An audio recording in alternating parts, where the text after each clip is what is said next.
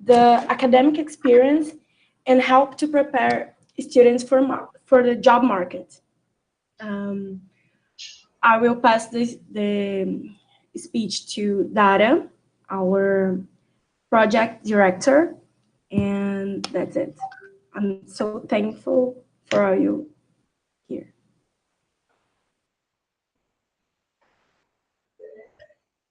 Hello, everyone. I'm Dara. I'm the project and events director of the Colegiado de COMÉRCIO. We are here organizing this event, which is called the Welcomex. And today is actually the third event we are doing, but the first ones were just for freshmen. And today we intend to integrate the foreign trade here in Ceará and to do an event that will aggregate just to the students and the professionals. And we will have a lot of panels about the business of China and port logistics, field of work, to all of you learn a little bit more about this, and of course to the ones who already work with it, to aggregate more. We will have a lot of players of the market here with us, people who work at the scene and at the port. We intend to have a lot of participation here today. And also we will have the professors of Uni4 to mediate the debates and the conversations, and we hope you have a great event today. And I will pass the word for Yana, and she will explain a little bit more so we can start the panels, okay? Good night for everyone. Have a good event. Hi guys, my name is Yana, and I take care of part of the marketing of the collegiate. And we are all very, very happy to have you here. It took a lot of efforts for us to get this done. And we hope that you can take as much profit and as much knowledgement from this, because it's very, very special. You are having a great opportunity. And yes, with no further ado, I'm going to pass the speech to our Professor Philip. He's going to start. He's going to be the first mediator. And yeah, we hope you like it. And we are very, very happy to have you here. That's it. Thank you. Well, Johanna, thank you very much. Thank you very much to you all, the participants of the organization committee of the Welcomex event, both the students and the professors, and obviously our host, Uni4, the University of Fortaleza. Our first panel tonight of the Welcomex Immersion Day, which I have been given the opportunity to mediate, will deal with China, and more specifically, will deal with the commercial relations between China and Brazil. China, nowadays, is an unavoidable actor in international trade. This country has risen in an extraordinary quick pace to become, in a matter of a bit more than 2 decades, the second largest economy in the world. More, in 2009, it also became the biggest exporter in the world and has consolidated its leadership since then. In order for us to have a better acknowledgement of the strategic importance of China in international trade, let me give you a few basic numbers. China alone represents more than 13% of world exports, with a total amount of more than $2.5 trillion. For you to have an idea, it is more than the entire Brazilian GDP, which means literally that China exports more than what is produced during a year on the Brazilian territory. And reminding that Brazil stands among the 10 biggest economies in the world. So the number is impressive. And in this number, I'm not even including Hong Kong. If we include Hong Kong, then and the total amount of export of China as a whole reaches more than $3 trillion. This is a leadership, uncontestable kind of leadership in international trade. Another big hit for China, it has overtaken the United States and now occupies the pole position as the main commercial partner for a majority of countries in the world. And Brazil is one of these countries. And to tell us a bit more on this commercial relation between Brazil and China, I have the great pleasure to welcome here tonight with us our guest, Arthur Guimarães. Arthur is Brazilian, is a young professional, but still, as always, quite a lot of experience. Arthur studied international relations at the PUC University in Minas Gerais.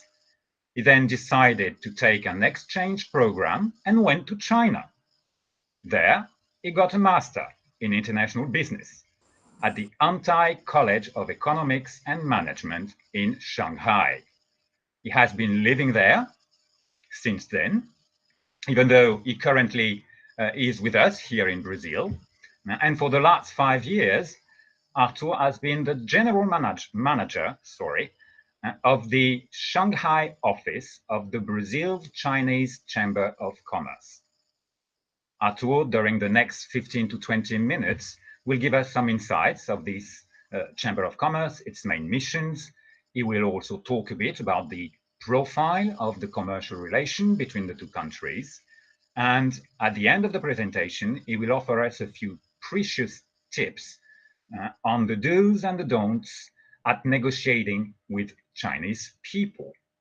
Last but not least, our viewers can let their questions in the chat session of the YouTube channel of Unifor, and I will address as much as possible all these questions to our guests at the end of his presentation. Arthur, good night to you. Thank you very much for your participation. The microphone is yours. All right, perfect. Thank you, Philip, for the introduction. First of all, I'd like to thank Unifor for the invitation. It's a pleasure to be here among such a great team of speakers and panels. And I hope to contribute a bit with our experience and what I have been doing for these last 5 years. I guess, first of all, I introduce myself like a bit more than Philip did. So as he mentioned, I have a bachelor in international relations. So that's how I kind of started my journey with China. Since the beginning, I started taking Mandarin classes. Now I have a quite good level of Mandarin, so I'm able to host meetings and conversations in Chinese. So it's a big plus for what I do now. So that was the beginning, the step one. And then during my graduation, I did an exchange program to China, to not small city because it's 5 million inhabitants, but it's small for China size. I spent 1 year in Jiangxi province. I call it my real Chinese experience because it was a really rewarding experience because I was out of the big cities, out of Shanghai, Beijing, or Hong Kong, and I could really experience like what China feels like. So it was a really nice experience and a really good start on my first year living in China. And as soon as I came back, I started working at the chamber. So since 2016, I work at the chamber, promoting imports, exports, and business trips to China, and also hosting Chinese delegations. So it's a quite dynamic work as well.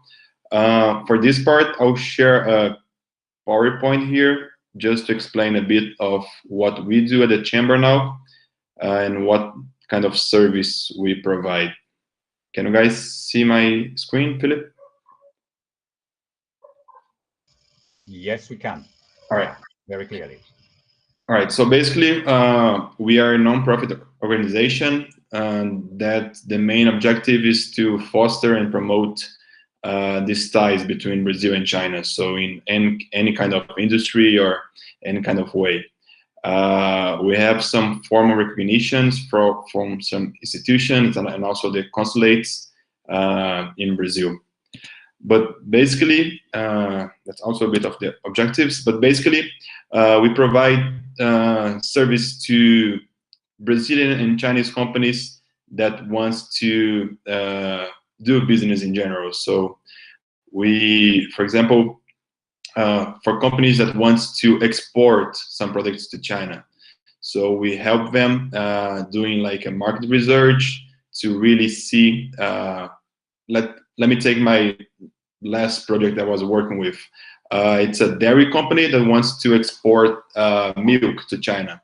So how am I able to export milk to China? So first, we always say that this company needs to understand fully like how is China milk market, who are going to be the competitors, and what is the current price of milk in China, and what kind of barriers it has to entry China, like for certifications, for quality control, so what they need to prepare in order to export to China. So having this information, then they can really move forward to a more straightforward approach with potential buyers, potential importers, potential Chinese partners for them. And then we usually help them in the business trip and also in the fair and events. So if a company wants to export to China, it's quite common that they have to attend some, let's say, food and beverage fair or trade, or attend some events to promote the products, to promote the business, and to keep like finding more and more Chinese buyers and partners.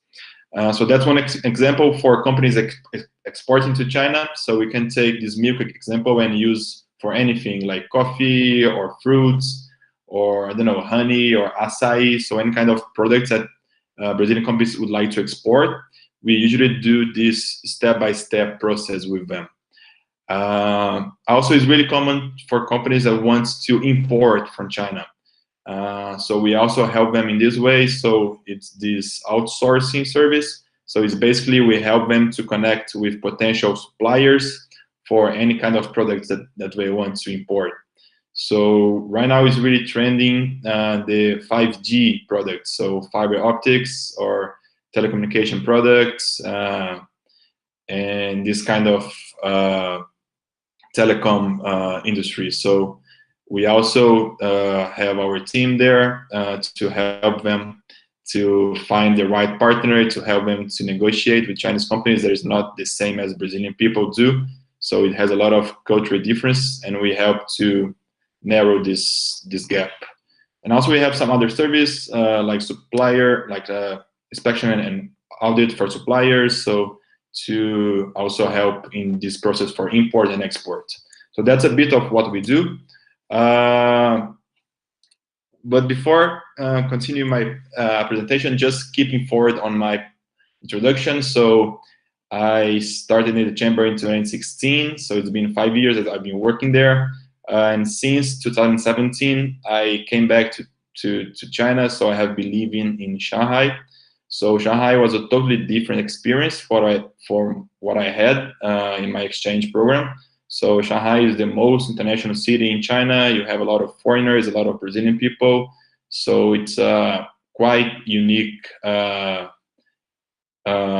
atmosphere in Shanghai, and it's really interesting to see people from like all over the world, from many countries, Africa, Europe, Asia. So it's a really interesting mix of people and cultures. So during my master, I got a chance to get to know like a lot of new people, new friends. So it was a really rewarding experience as well. So basically, I love Shanghai now. So I take it as my second home. I hope soon I'll be back because I've been in Brazil since the start of the pandemic. But I guess by the mid of this year, I'll be able to go back. So that's a bit about me and what we do now. And I brought some topics to discuss here with you guys today. So first, just a general like timeline of Brazil-China relationship. So because it's always important to see like how fast this partnership develop and what the future is and how the future can improve like economic and investment conditions. So first, in the beginning here, China in 2000 became Brazil's biggest partner in Asia. So before was Japan, and since 2000, China is the biggest partner in Brazil in Asia region. And then 2001 was a really big happening as well when China entered the World Trade Organization. So it gave China some new conditions and policies to develop business worldwide, so it was really important. And then 2004, 2006, we have two also important events. The first one is the COSBAN, that is the China-Brazil Commission of High-Level Agreement and Cooperation. It's not a really famous agreement and institution, but it's really important for this Brazil-China relationship. Later, in 2006, we have the BRICS group. That was when we started talking about BRICS and this group that is really important right now. So we have yearly meetings, we have a lot of agreement between the BRICS countries, and it's also really important for this Brazil-China relationship. Then in 2009, right after the crisis in 2008, China became Brazil's biggest partner worldwide. So China surpassed the US, that was the biggest partner of Brazil for trade in general, like since the Second World War. So it was a really big thing as well. So since 2009, China is Brazil's biggest partner. So it's been like what, like 12 years that Brazil really has this strong tie with China. And then two more events. First is the Belt and Road Initiative, is now China's biggest plan to invest worldwide, especially in infrastructure sector. So it began back then in 2013. And then in 2018, we have the beginning of the trade war between China and the US. And it has direct impacts on Brazil. So China is stopped buying like some products from US, especially for agribusiness. And Brazil, as a natural big supplier, started offering those products even more than before. So this war had some short-term benefits for Brazil, but I always say that for the long term, this war is not good for anyone. So that's like a basic timeline. So not going really in details on any of those topics, but just for you guys to have this in mind on how fast it developed for like 21 years. All these things here happen. And also a bit on the business culture in China that is really important. So it's not really, it's the most important thing for doing business in China is to understand the China side. So how they think, how they act. So we have here like 5 topics. So first one is the relationship that they really care about it. So it's really interesting to build a strong connection with your China's partners. So either for importation or exportation, for anything that you do in China, it's important to study how is the culture and how they think and how they act during the meetings, how they eat. So it's interesting tips for anyone doing business with China. Then it's also important to have like everything in Mandarin for all the material for the products, especially for companies exporting to China. So it's important to know that decision makers in China, they don't speak English. So you better have everything in Mandarin so they can really understand about the project and they don't rely on any translation for that. And also something that I really see often in China is when people travel there, they really don't understand how the Chinese people think. So for example, during the meetings, the small talks is really important because you can get a chance to know your partner and talk about other things but the business. And then in the end of the meeting, usually is the time when you really go for the key points of the business and the key points of the contract or anything that you're discussing with. And then a fourth point is that we have to forget about this old China, this made in China culture that is cheap and low quality products, because now China is totally the opposite. So we're investing a lot in technology and they are creating new solutions and exporting worldwide.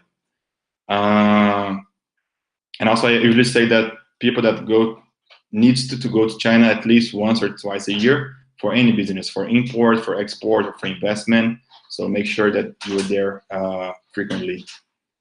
So that's some tips on the business culture. I don't have much time to share like some insights today, but for anyone interested in getting to know more about China, I usually give these suggestions for books and documentaries. This one from Henry Kissinger is a really good book. It was the last one that I read. And then you have some others that is really interesting to know about the culture, know about the history. This one, O Poder da China, is about the innovation and technology side of China. So it's a quite new book and really interesting to understand like how is the daily life there. And then you have those two documentaries on Netflix. This American Factory is more about the culture. It's quite interesting as well. And this is about the financial sector and how Chinese companies used to behave in the past. And also in the chamber, we have some courses and we have some workshops. So this one is a course that we have about China. So I asked for a special discount for Uni4 students. So I will ask Philip to share this link on YouTube so you can have access. But basically it's our course that we launched last year. It's a briefing about every aspect of China. So about the history, geography, politics, business culture, the economy, how to open a business in China, how is the technology and innovation ecosystem there. So it's a really interesting course for anyone interested in China. So if you have the chance, check this course and it will be really good for you to get to know more about China. And here are my contacts, my LinkedIn, my email, my WeChat. That is our version of WhatsApp in China. So I'm free for anyone to reach me to explain more about any topic about China and to answer some questions.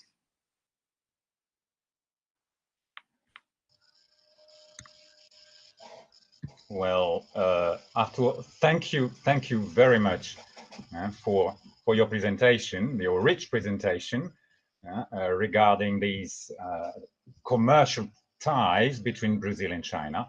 And yes, we have a few questions, obviously. The first one I would ask is that we normally, as you mentioned in your presentation, we have a certain stereotype regarding the Chinese economy. And we also are very focused here in Brazil on the fact that despite China to be the biggest commercial partner, it is focused on a few products and basic products. Still, the Chinese economy is highly diversified. It's a huge country with a huge population and is present basically in every sector of the economy of a country. And it is investing quite a lot.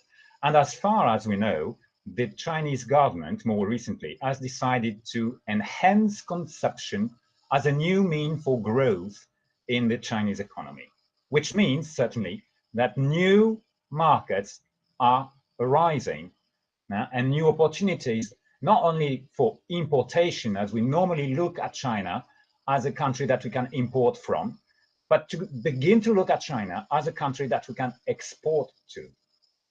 And what would be your consideration regarding opportunities for, especially in the post-pandemic era that we are all waiting for, regarding the main sector or main regions that you believe could be quite interesting for exportation for the Brazilian economy? All right, that's a tricky question. I guess we could spend hours discussing about it, but I would emphasize some key points. So first, China is investing in other regions rather than those big cities. So people are going away of Shanghai, Beijing, Shenzhen, Hong Kong, and going for the countryside. There is smaller cities and full of opportunities. So that's a ongoing trend for like many years now, and China is investing a lot on it, like the Chinese government. So that's a good opening for foreign companies to do business in China, for exportation especially. So we usually say that Shanghai is like, it's a special market, it's a huge market, but it's really high competitive as well. So if you want to get off this really bloody competition, you should focus on those other regions in China. So you have, we call it like tier cities, right? You have first tier 1 cities is those big cities, and you have like tier 2, tier 3, and tier 4. So it's cities that has like 12 million population, or 10 or 8, so like are huge cities, and they are all promoting themselves as new hubs, as new ecosystems. So we are ready to promote those foreign companies and foreign products. And also, like, my second point would be that the Brazilian government is also putting a lot of effort in diversifying our export products. So we know that agribusiness is really important, it's always going to be really important, but the Brazilian government realized that we need to focus on other products. So I guess it's also like an ongoing trend for Brazil side, so to promote our tropical products, our local products in a higher scale, so like to export worldwide. So we have acai, we have honey, we have milk, so we have many other products coming that is also really good for Brazil's image overseas. Yes, thank you very much. And indeed, at least here in the Northeast, there has been recently the opening of the market for the melon and the exportation of melon. And China has finally opened its market for these kind of products. And other fruits really are being produced here in Ceará and in the Northeastern region. How do you see it? Do you believe that there are opportunities for other kind of tropical fruits on a short-term basis, or even for the cashew nuts, for example, which is quite of a traditional product of the region, but it's not very, very exported to China? Yeah, indeed, the melon is a really good example. Was the first exportation, if I'm not wrong, last year, right? So it was a really great achievement. The only issue for fresh fruits is the logistics. So companies needs to work on a really smooth logistics process to make it worth it and not to make it too expensive. So, but it's indeed like a good opportunity to export either fresh or frozen fruits, and also for many other products in Northeast region of Brazil. So recently I have been visiting as well a plantation of cera de carnaúba. So it's also something that Brazilian companies are exporting to China. So yeah, indeed, our portfolio is huge, and we just need to make it happen. Okay.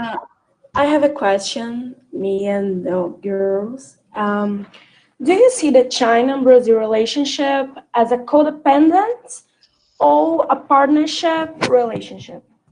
What do you think about it? I would say both need each other. I would say right now Brazil need more China than the opposite, but still, like, we are the biggest partner for China for agribusiness products. So they have a huge population, so we have to feed them. So that's one of the main reasons why they really focus on Brazil. But I would say for several other industries, it's a really win-win relationship. So both sides have a lot to win with this partnership, and the more we promote, the more we can foster, the more jobs we can create, the more companies we can help. So I guess it's a friendly cycle for this relationship. I would have another question. That you spoke about the BRI and the Belt and Road Initiative, and how China has been investing quite a lot in these last 7-8 years in order to build some kind of logistical canal and channels through the world. I mean, in order for China to be able to reach the main continents. It started with Europe and is the heart of the Belt and Road Initiative. But lately we have heard a lot about more investment being done on the Latin American continent in order to enhance the intensity of channels between China and South America.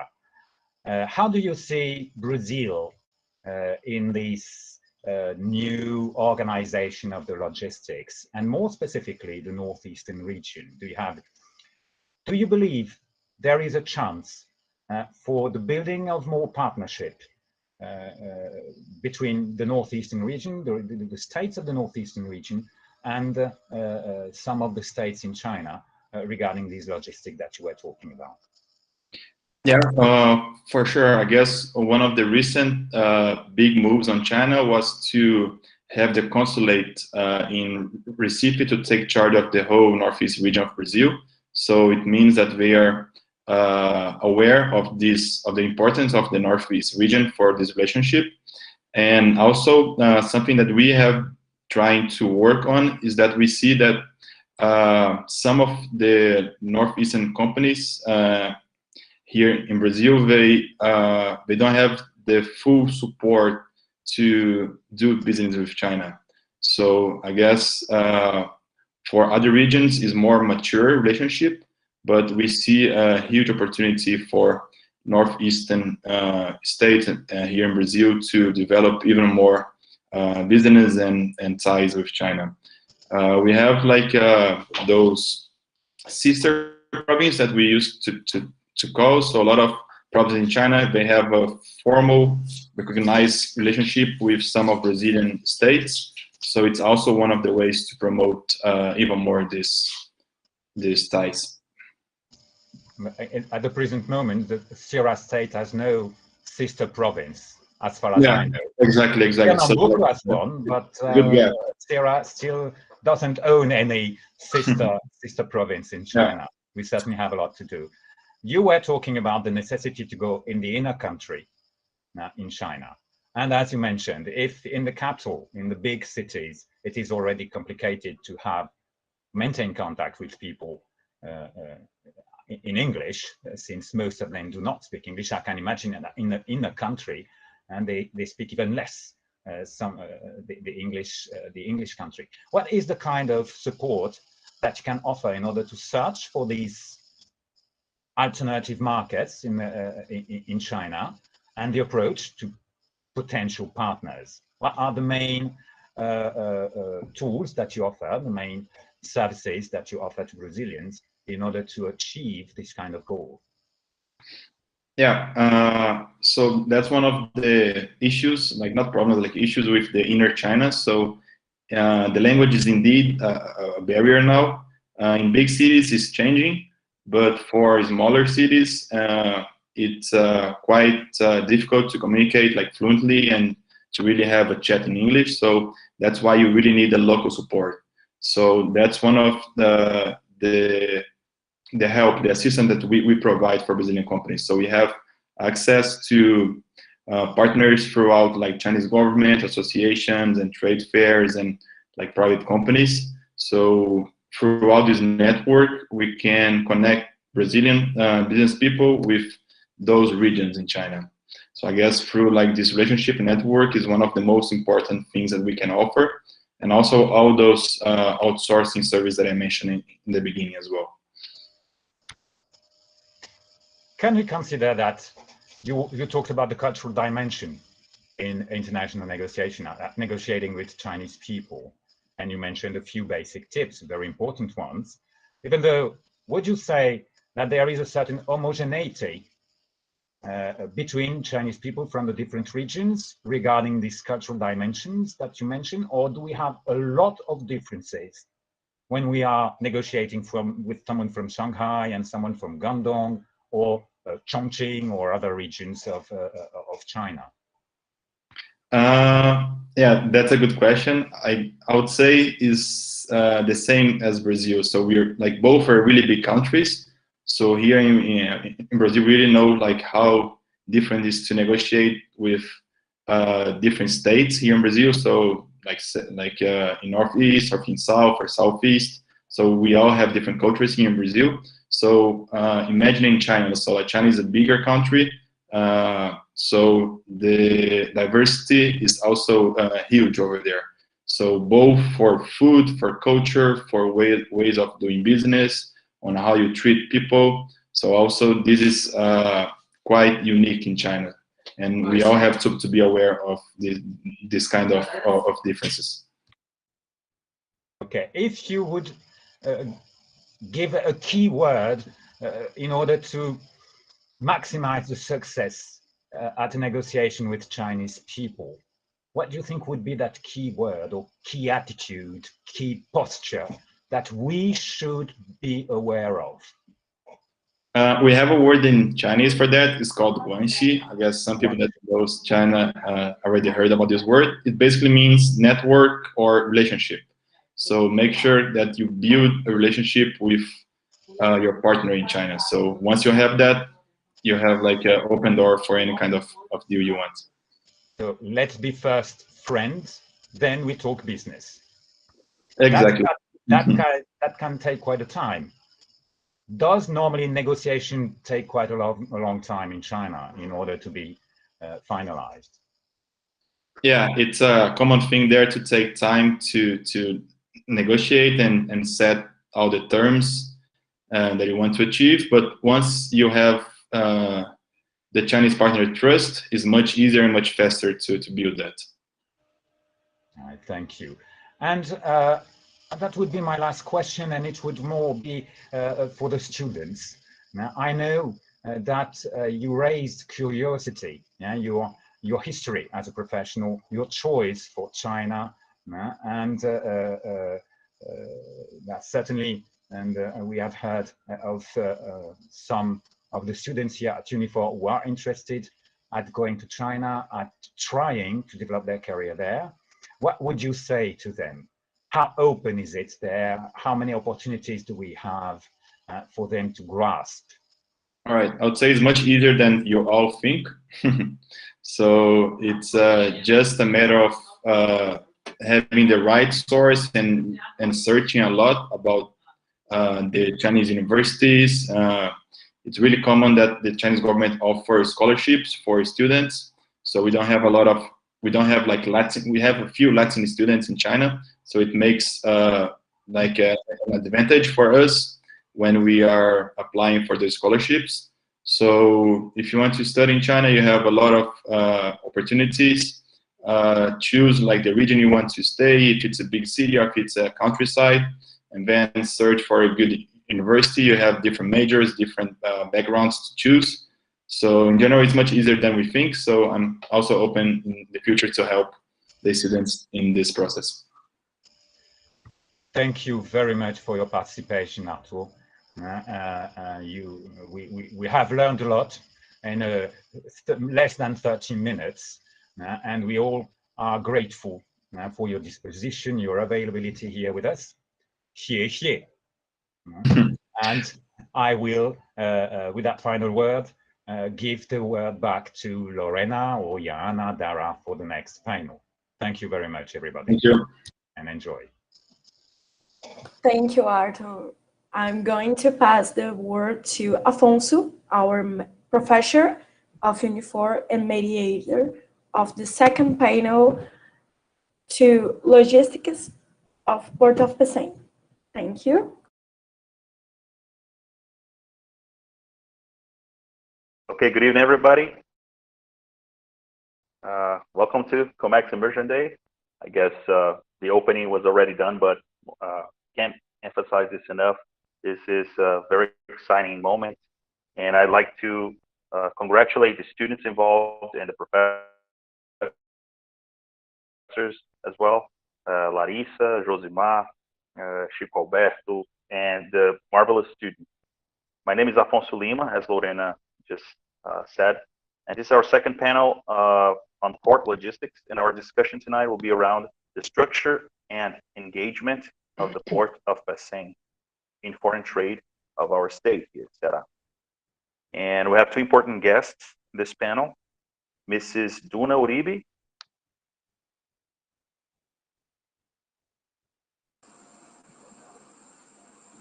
Mrs. Duna Uribe unfortunately could not make it, so Okay, my colleague Raul Alessandra Viana and Grange. myself, yes, we are here representing the All right. complex of Pecém. I apologize. No Okay, problem. thank you, Alessandra. She's the executive involved with the commercial area, right, of the port? Yes, I'm the industrial business manager of complex of Pecém. Okay, all right. And Mr. Raul Viana, welcome. And Yes. regarding the structure and the engagement of the Port of Pecém, I should remind all, and our guests know more than I do, of course, how important these two issues are for the competitive advantage of the companies here in Brazil, in our state especially, but how this can be an important element for prosperity, economic prosperity in our state. So very challenging issue, and without further ado, please, Alessandra, if you could start. Thank you, Afonso. I'd like to thank all of you for the invitation, for having us together here with you. It's a great pleasure. We are feeling truly honored to be here with you. And the importance of the complex of Pecém speaks for itself. We have a port terminal, an industrial area, and the only free trade zone operating in Brazil since 2013. So when we are talking about the social development or the economic development of the state of Ceará, we have necessarily to talk about the complex of Pecém. And I think my colleague Raul is the port manager of complex of Pecém, and I think he may complement my words about the infrastructure of the Pecém port terminal. Please, Raul. For sure, Alessandra. Thank you. I will give you some words and then you continue to talk about our little Pecém. First of all, people, thank you for the invitation. Thank you, Afonso, and thank you all the girls for the invitation. Talk about Pecém is my passion. My colleague Alessandra knows a lot about it. I am truly anxious and very devoted to the Pecém. It's my baby. So I would love to talk about Pecém. It's my job. It's my love. So it's a pleasure to be here on behalf of Pecém Port.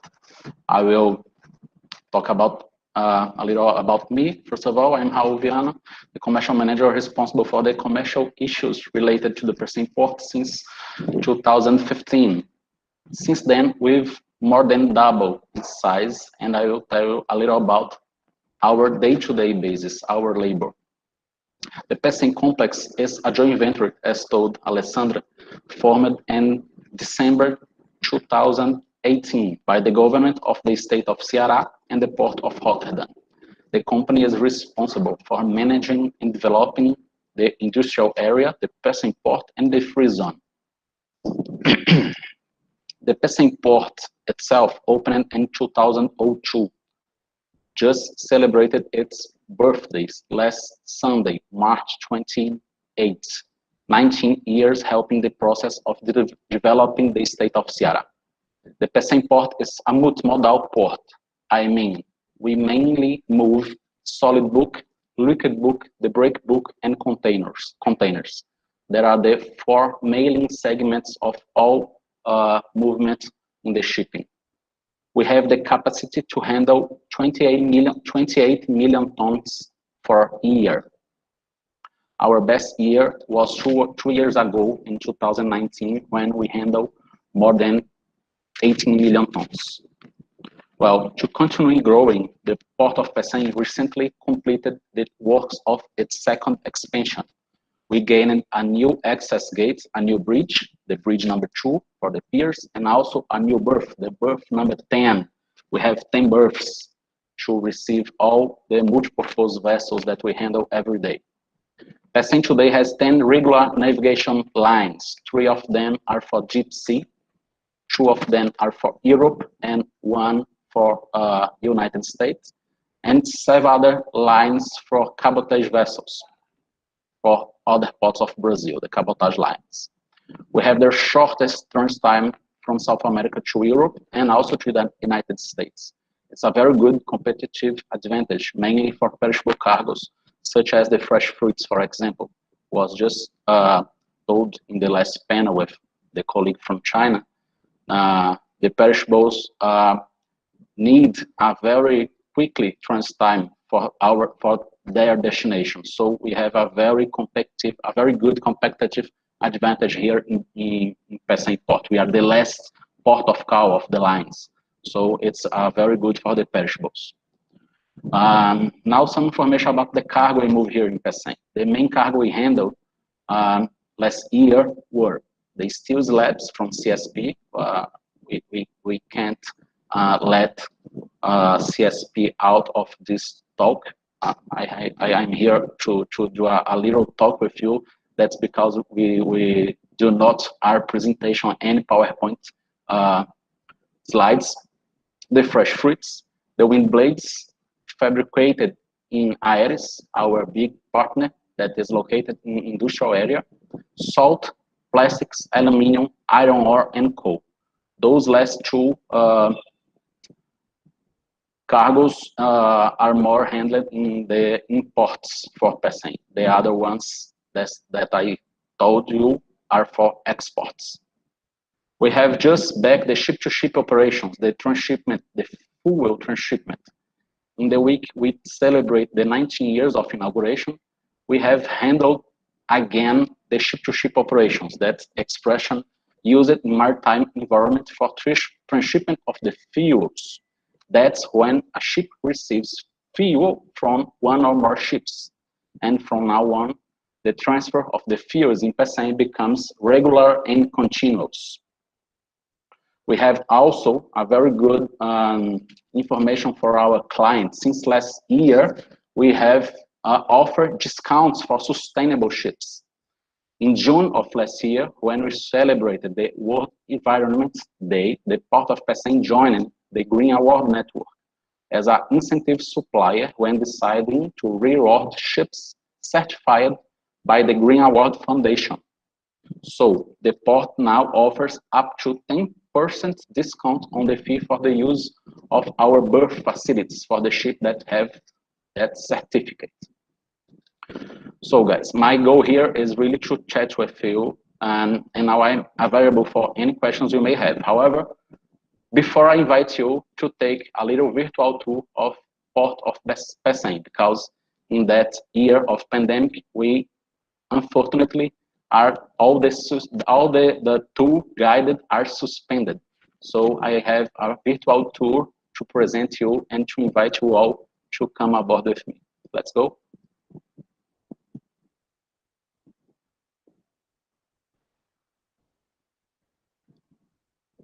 Who is responsible for the tour, please?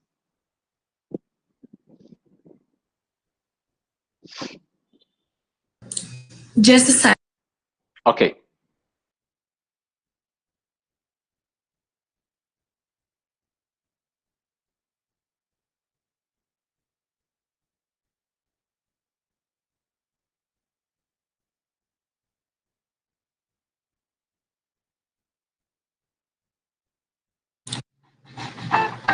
You can hear? Estamos localizados no litoral oeste do estado do Ceará, no Nordeste brasileiro.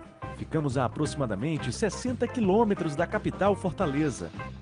E a partir desse momento, levaremos você a conhecer toda a nossa infraestrutura. Começamos pelo nosso prédio administrativo, sede do Complexo do PECEM, empresa responsável pelo desenvolvimento de uma região de 13 mil hectares, onde estão uma área industrial, o terminal portuário do PECEM e a ZPS Ará. Agora, você vê imagens do nosso Gate 1, com atendimento 24 horas por dia, 7 dias por semana. O PECEM é um terminal portuário que tem o seu funcionamento autorizado pela ANTAQ, a Agência Nacional de Transportes Aquaviários.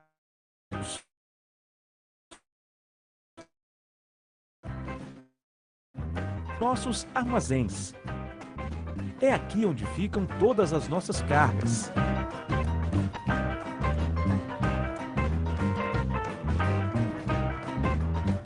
Agora vamos para o mar.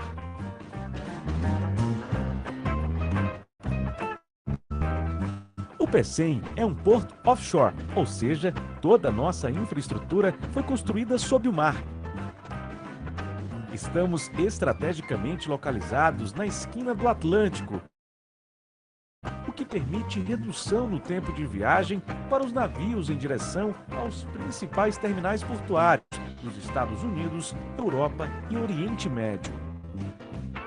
O PECEM é um dos portos de maior profundidade natural no Brasil, com capacidade para receber navios com calado de até 15,4 metros.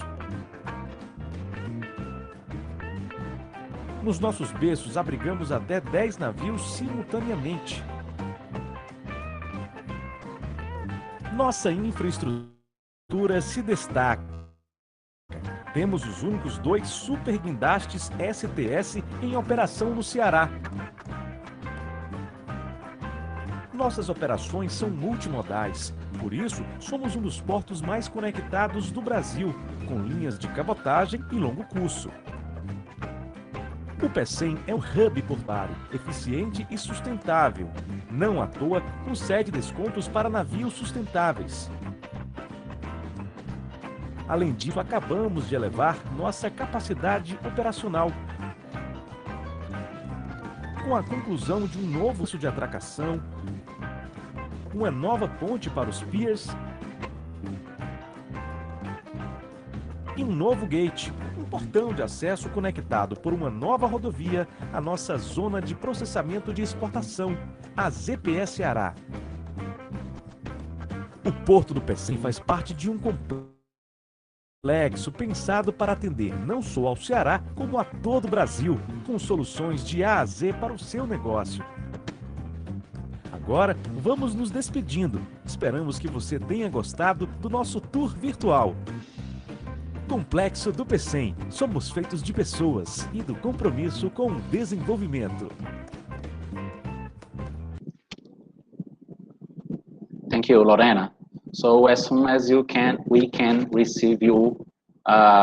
It's our invitation registered here to receive you all in the PECEM port as soon as we can go back with our guided tours. So I may pass the word to my colleague Alessandra now. Thank you. Thank you, Raul. I'm not sure if Professor Afonso would like to ask something, or if I can go on talking a little bit more about the industrial area or free trade zone. Maybe we could leave the questions for the end, so this way we don't break it down too much. Okay.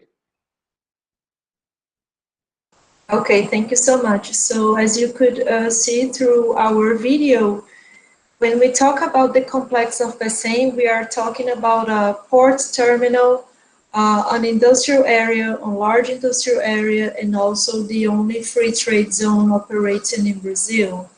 So in our industrial area, we have around 30 companies between industries and logistics, services companies installed so that we can have an integration between the companies installed and the port terminal. So we are port terminal with industrial as characteristics. So this is very important so that everybody can understand what we do, what we have, and what we can offer to our investors and to our customers. Raul mentioned CSP, the Companhia Siderúrgica do Pecém. It's one of the companies installed in the Sector 1 of our free trade zone, ZPS Ceará, and produces steel slabs for exports. We also have White Martins installed in ZPS Ceará, and also Fênix do Pecém. So we have 3 companies already sold in the Sector 1 of our free trade zone called ZPS Ceará.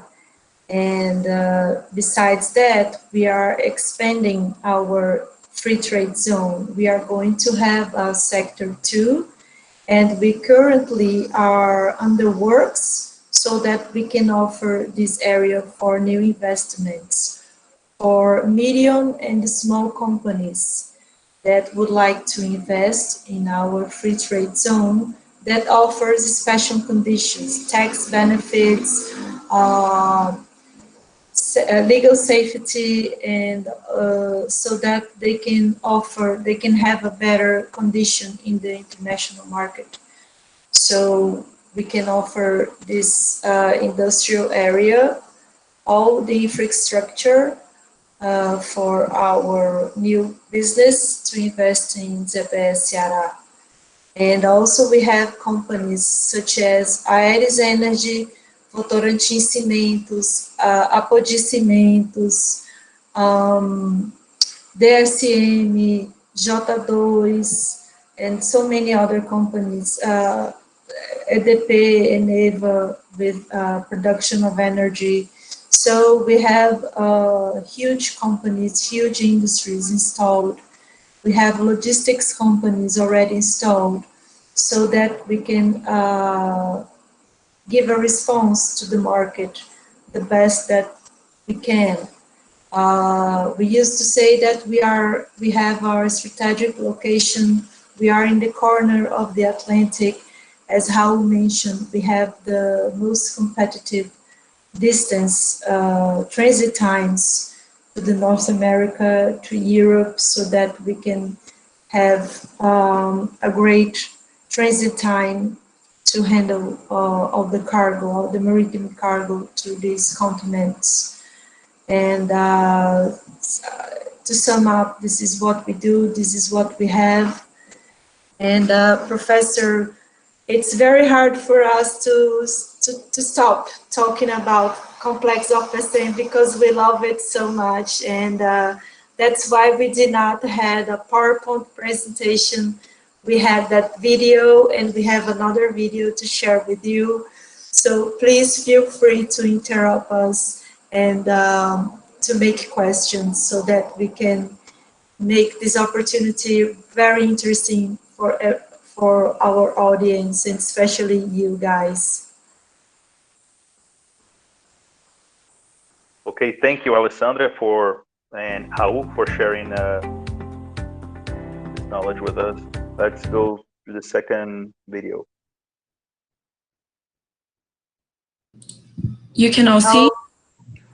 Yes, we can. This video shows the works for Sector 2 of ZPS Ceará, to give you an idea.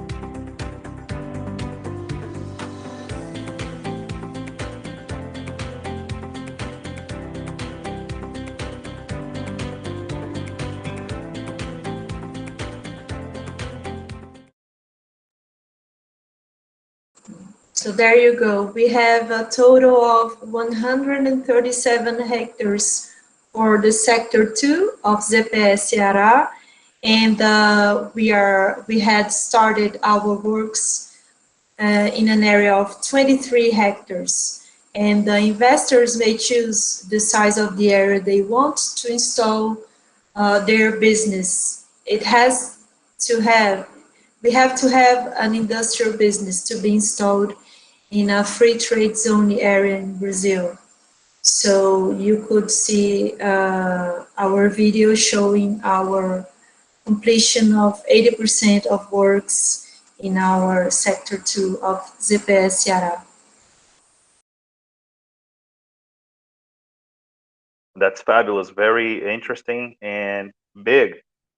So I'd like to start with the questions, with a couple of questions. The first one goes to Raul.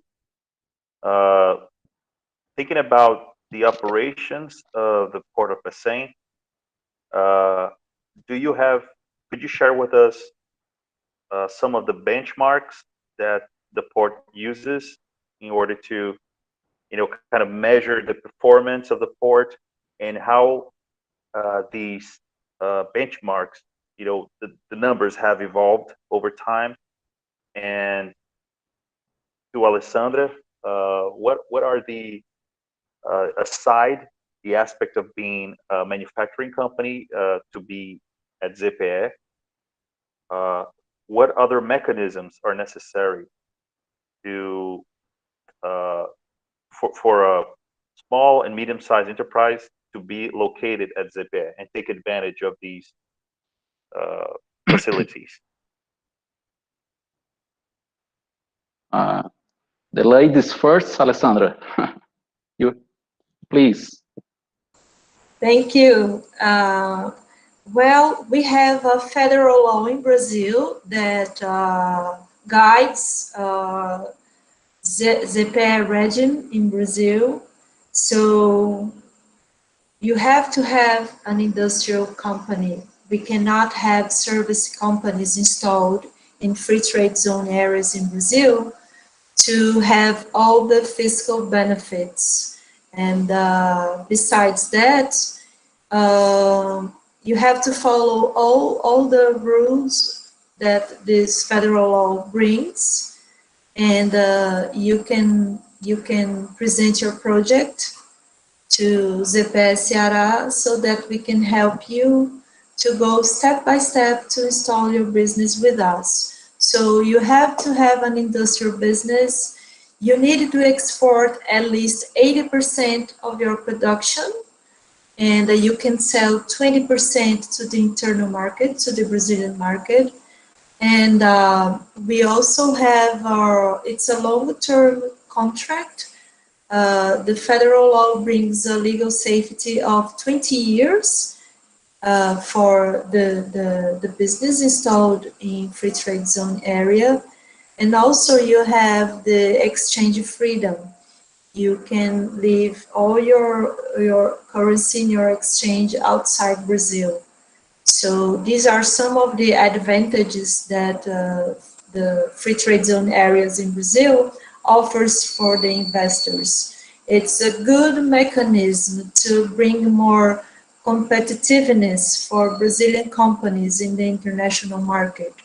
And this is what makes Complex of Pecém different when being compared to other complexes in Brazil, because they have an industrial area, they have a port, but they do not have a free trade zone area. And that can make a big difference to your business to bring you more competitiveness in the international market. Thank you, Alessandra. Professor, regarding your question about the performance, all the departments have their KPIs in the commercial sector. For instance, me and Alessandra are responsible for some of them. We have, for instance, a KPI of our movement, our million tons monthly movement, cargo tons that are the port handles. The invoice that we issue every month regarding the cost of the clients paid us. We have also a annual research for all the customers that are less than 20 questions, that we have scores on each question, and we have a minimum percentual to achieve on that research with the clients. These are some of these KPIs regarding the commercial sector, but each department has their own KPI. The operational sector has their KPI, the financial sector, the engineering, whatever, all of them, and they are revised monthly. There are sector responsible for all the indicators, all the KPIs of the whole company, and they are presented monthly to the board. So they are revised, and we work very closely to these numbers, because the company must be, they have to be measured. We have to reach some numbers, to grow, to reach our objectives. So that's why, and that's how we do.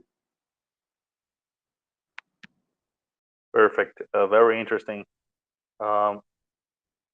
Clearly, a perfect example of strategic management in ports, right? So a lot of areas, cargo movement, and so forth. Kevin Damasio from YouTube, he's asking the following question.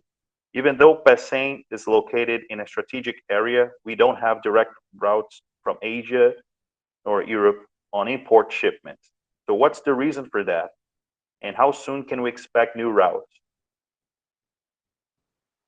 I think that's for me. Good evening, Kevin. Kevin is our partner, our partner from ÁREAS, our big partner, mailing blade producer. That's not on us. We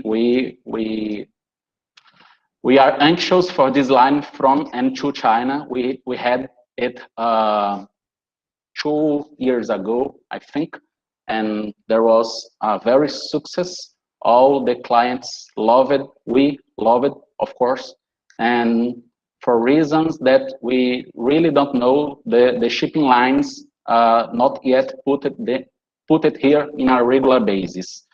We have the connection from and to Asia via transshipment, via the cabotage vessels. Unfortunately, they are not regular basis and not directly yet, but it's our job day to day, on daily basis, bring back this line here.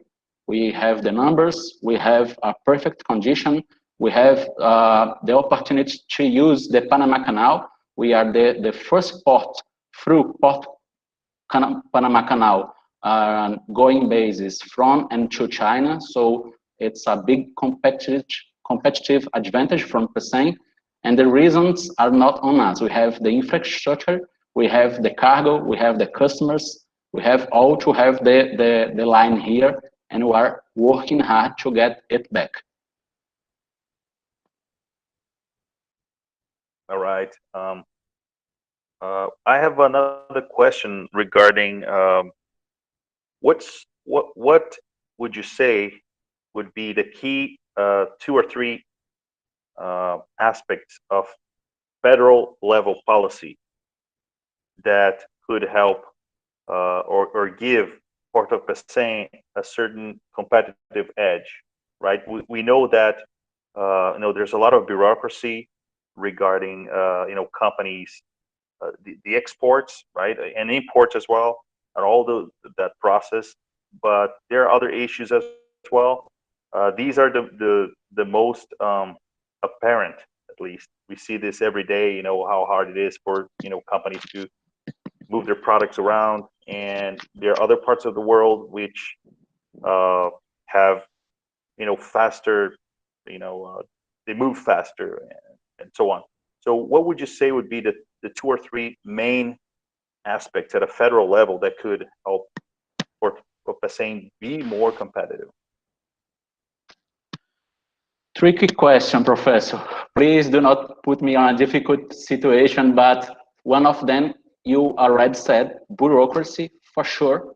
The bureaucracy on Brazil, not only for passport, I think all the economic sectors, all the segments, all the industries, all the companies, all the entrepreneurs suffers a lot with the bureaucracy. So for sure, in my point of view, it's the number one. I think also the highly taxes and fees. I think my colleague Alessandra can talk a little about it more than me and better than me. And lack of infrastructure, public infrastructure, roadways, highways, highways that we have not. We have just a few railways in Brazil. In a country with our big, we can't move and we can't grow without trains. In our sector, especially in the logistics sector, we have to have rail. We have to have trains doing all the big transportation from east to north to south, whatever. So my 3 points are those. Alessandra, what would you say? Well, just to remind you that we are not a public port terminal. We are, in Portuguese, it's called Terminal de Uso Privativo, TUP. So in English, something like private use terminal. So that makes it a lot easier for us, reducing a bit of the bureaucracy. And I think anything that the government can make to improve a better condition for our country and our companies, be more competitive in the international market, it's very much welcome. Considering the free trade zone area as an example, we estimate a reduction of costs around 40%. So if you have a business focusing on exports, and if you invest in a free trade zone area, such as our ZPS Ceará, you can have up to 40% reduction of costs for your investment. So it's a very interesting option if you have an industrial business focusing on the international market, because you have to reach at least 80% of exports of your business so that you can have all the fiscal benefits. And Ceará State offers an extra package of state benefits so that you can have your industry installed in free trade zone area. So you have all federal benefits. You have a regional benefit that comes from Sudene, because Ceará is in the northeast area of Brazil, so the investor can have access to Sudene region benefits. You have the state benefits that Ceará State offers to investors in general, and also you can have benefits at a municipal level, because the complex of Pecém is located between two cities, Caucaia and São Gonçalo do Amarante. So if you install your business in an industrial area or in a free trade zone area, you can have many fiscal benefits in different levels. So, and then you have to do your homework, you know, you have to really see what suits you best. But whatever our country can do to help our companies to be more competitive in the international market is very much welcome. We all know that we need to have improvements, just like how mentioned, in our railroads, Transnordestina, we are expecting to be concluded with the most optimistic way.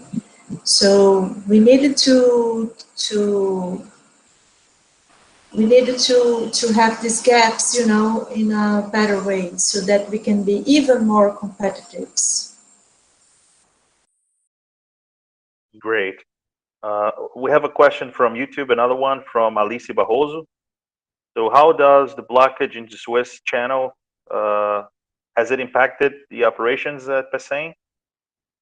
Could you tell us a little bit about that?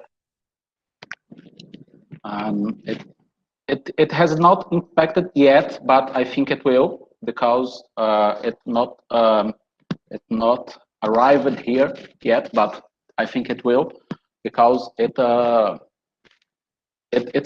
a global thing. It has been a huge impact all over the globe, worldwide, and I think that in the future weeks we are facing this trouble here, because we have already a problem for the ocean freights to China. I think all of you already know that, and this impact of the Suez Canal will complicate even more all the shipping lines, all the ships all over the world, because they are delayed. They will get in their destination ports all together, all at the same time. The operations will be impacted because the port, as big as they are in Europe, in Asia, in the United States, they will have no room to absorb all this cargo that has been blocked, and will arrive at it in great numbers. So of course that will, I think that will have some impact here in the past future weeks, mainly for the imported cargo from China. Okay. Another question from myself has to do with, since I'm at a university, I'm really concerned about, the content. We all are, actually, Josimar, Larissa, everybody. So what would you say, this question goes to you and to Alessandra as well. What are the key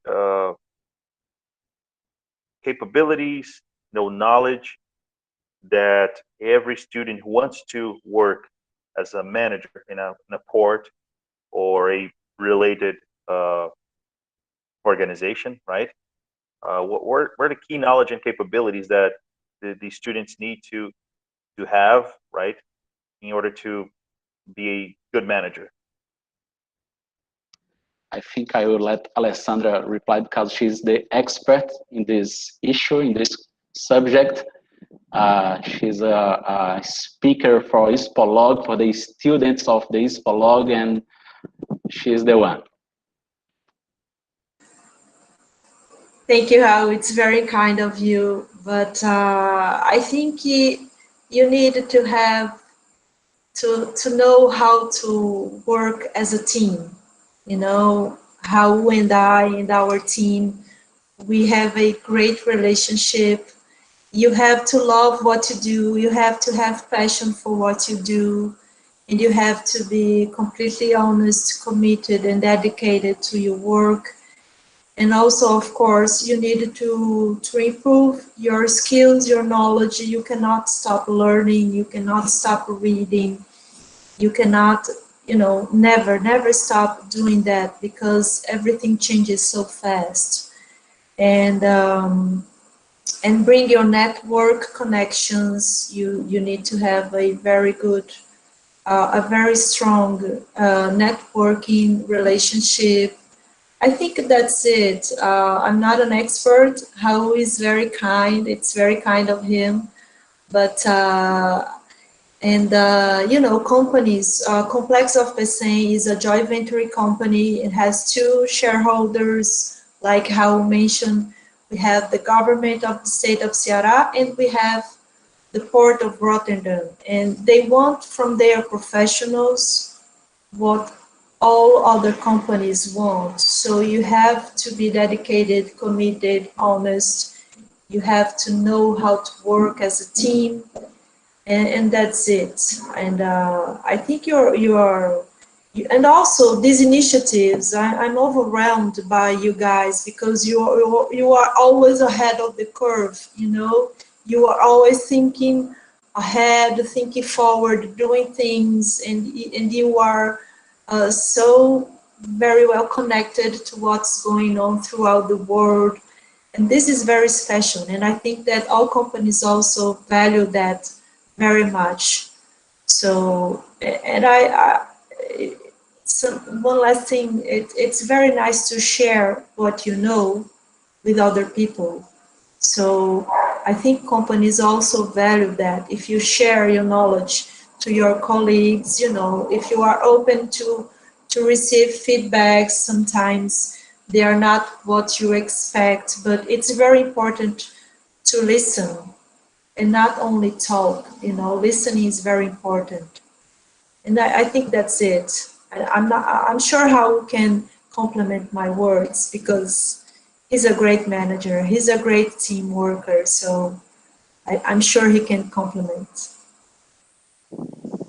Thank you, Alessandra. I think you already told all the things that the people need to have also.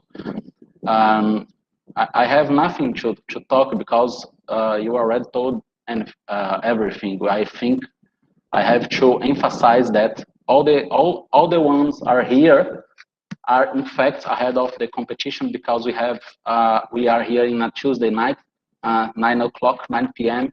and this shows interesting, shows that you are willing to know a little bit more about PECEM, a little bit more about COMEX, a little bit more about China and everything. So I think that's the one, and get some experience, as the market needs experience. So we have to get internships, we have to have some work experience. So I think nor better than experience, and also the degree, the academic knowledge, but the experience, it's very important, it's very valued by the companies. That's it.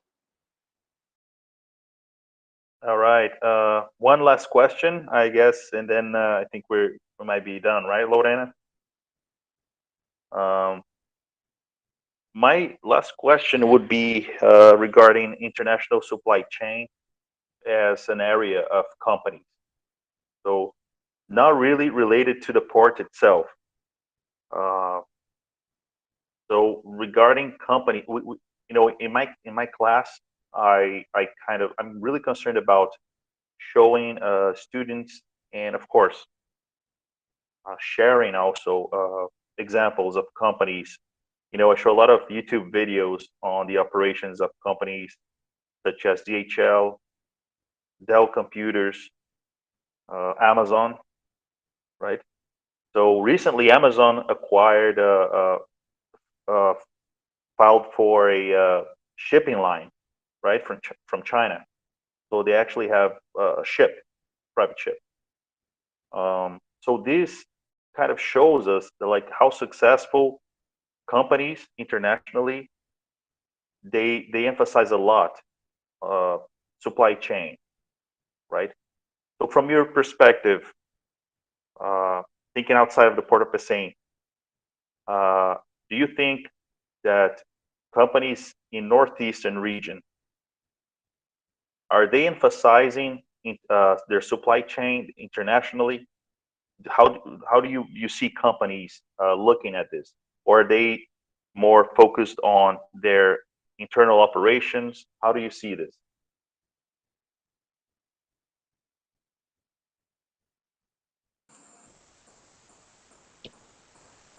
Me or you, Raul, first?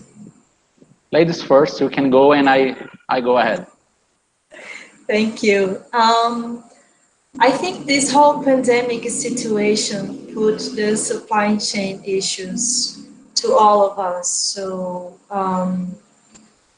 I I think all companies are concerned about that, and in reference of our effort in Complex of PECEM is to have the best supply chain at a local level.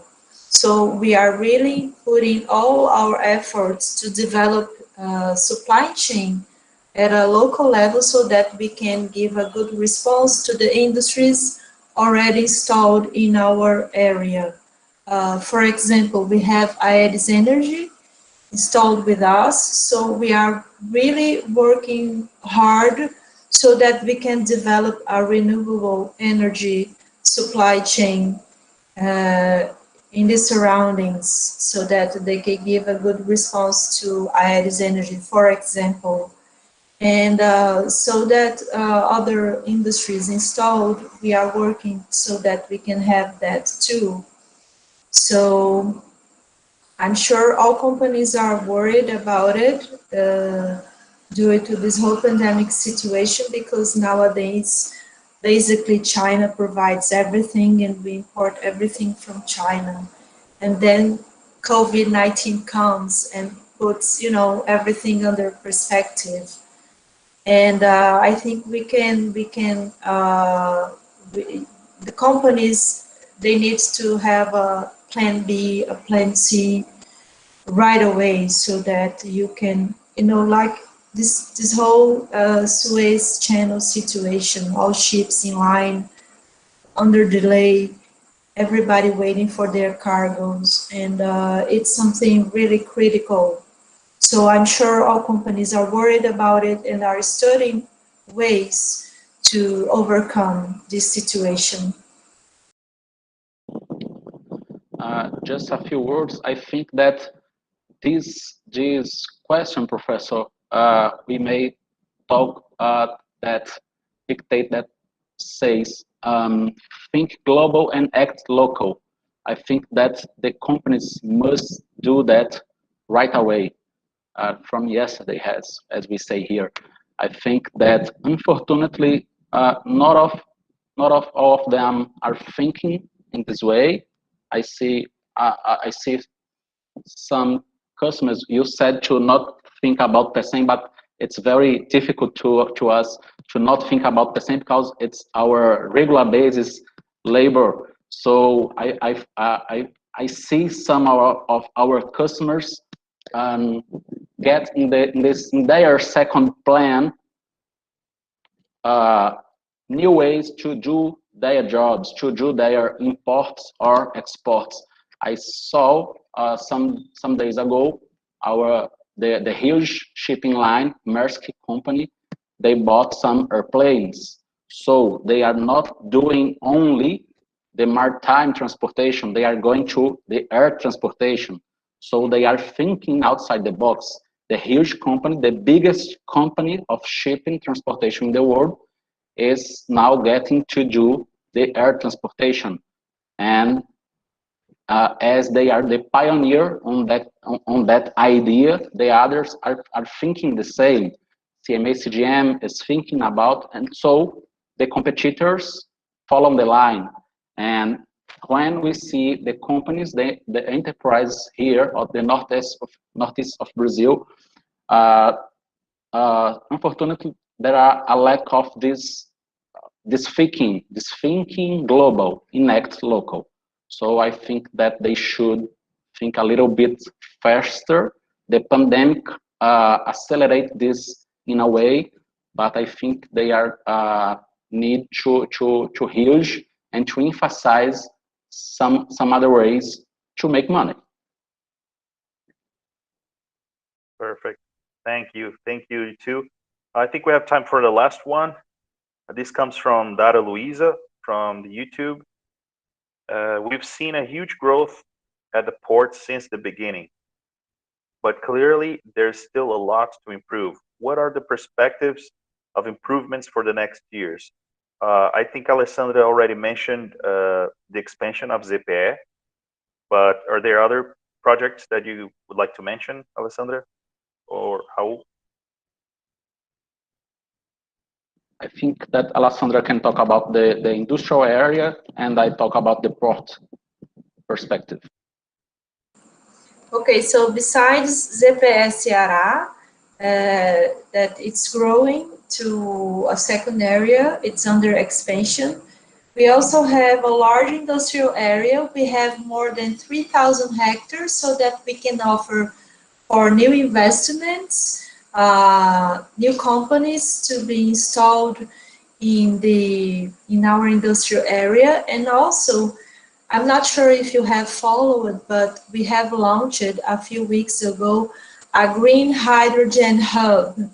This is something very huge.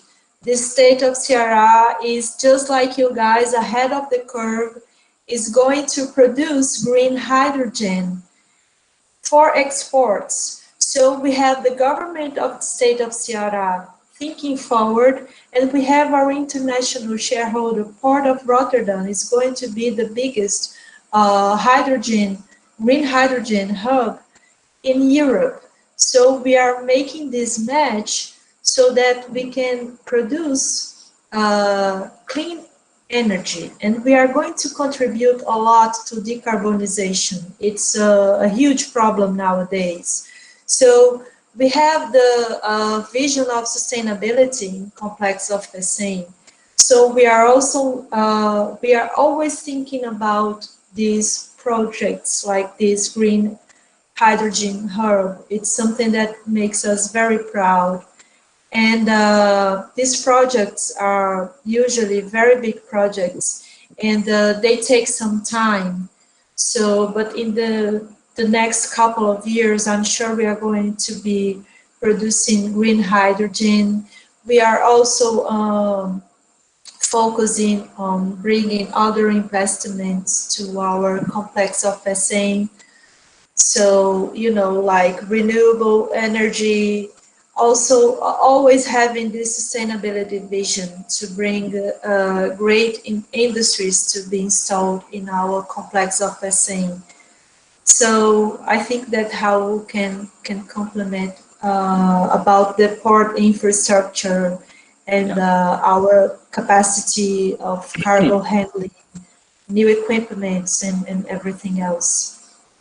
Yes, as I said on the initial words, we have the capacity to move up to 28 million tons per year.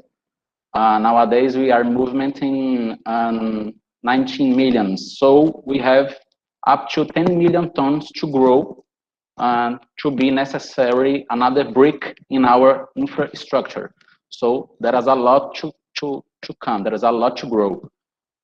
In the past recent years, we have delivered some engineering, new structures to the port.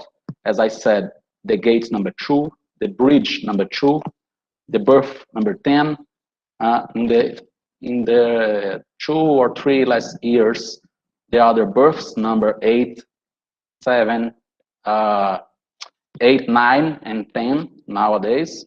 So there are some million reais on those deliveries. So that's compete to us. That is our responsible, the port authority, the complex of PECEM. The companies that are installed in our area are responsible for the machinery, the equipment, the cranes. We have 2 STS cranes, the only 2 STS cranes in the state of Ceará, ship-to-shore equipments. We have more than 4 MHCs. We have a lot of hitch stackers, a lot of any other truck transportation cargoes inside the terminal.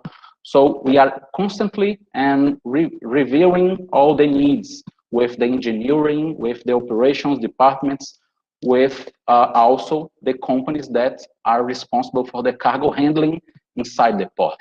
So if we see any needs of investments, we talk with them, and they bought the new equipments.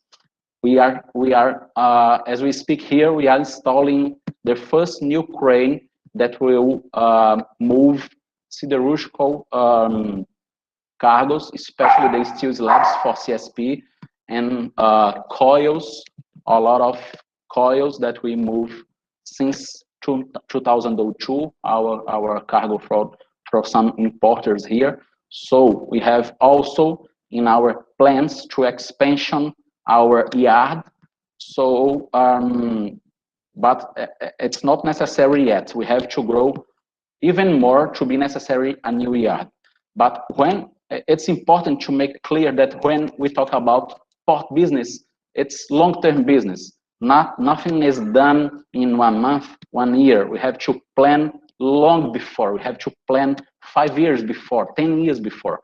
The planning of the execution to bring a company huge as CSP here takes several years. That was only one night and the other day the company is here. No, it's a billion investments. It's a billion thing to the government to bring a company such as CSP, such as is the hub of hydrogen that Alessandra told you. So we have planning a lot. Now we have the force, the strength, and the partnership of the Port of Rotterdam, that it's their expertise. They are doing this for more than 600 years. It's a lot of time. They know how the way to follow. The Port of Rotterdam, it's better than no one, but they have the experience, as I told you, the skills to be a better professional. It fits as well to the company.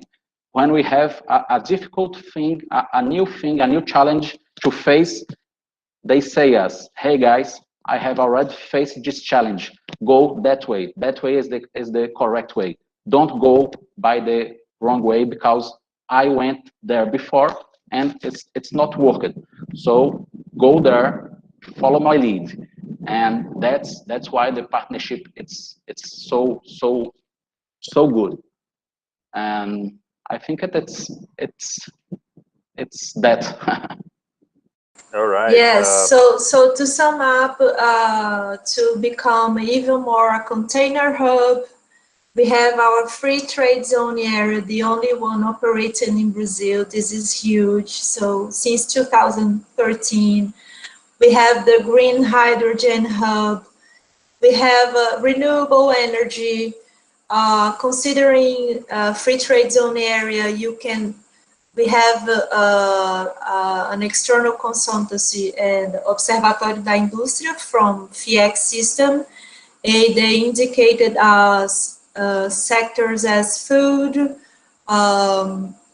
ornamental rocks such as granite and marble, machinery, equipment, electrical vehicles. So, you know, I think the perspectives are very good, and we are focusing on that so that we can, you know, even have more companies, more industries installed in our our baby complex of Pecém that we love so much and we are committed so much.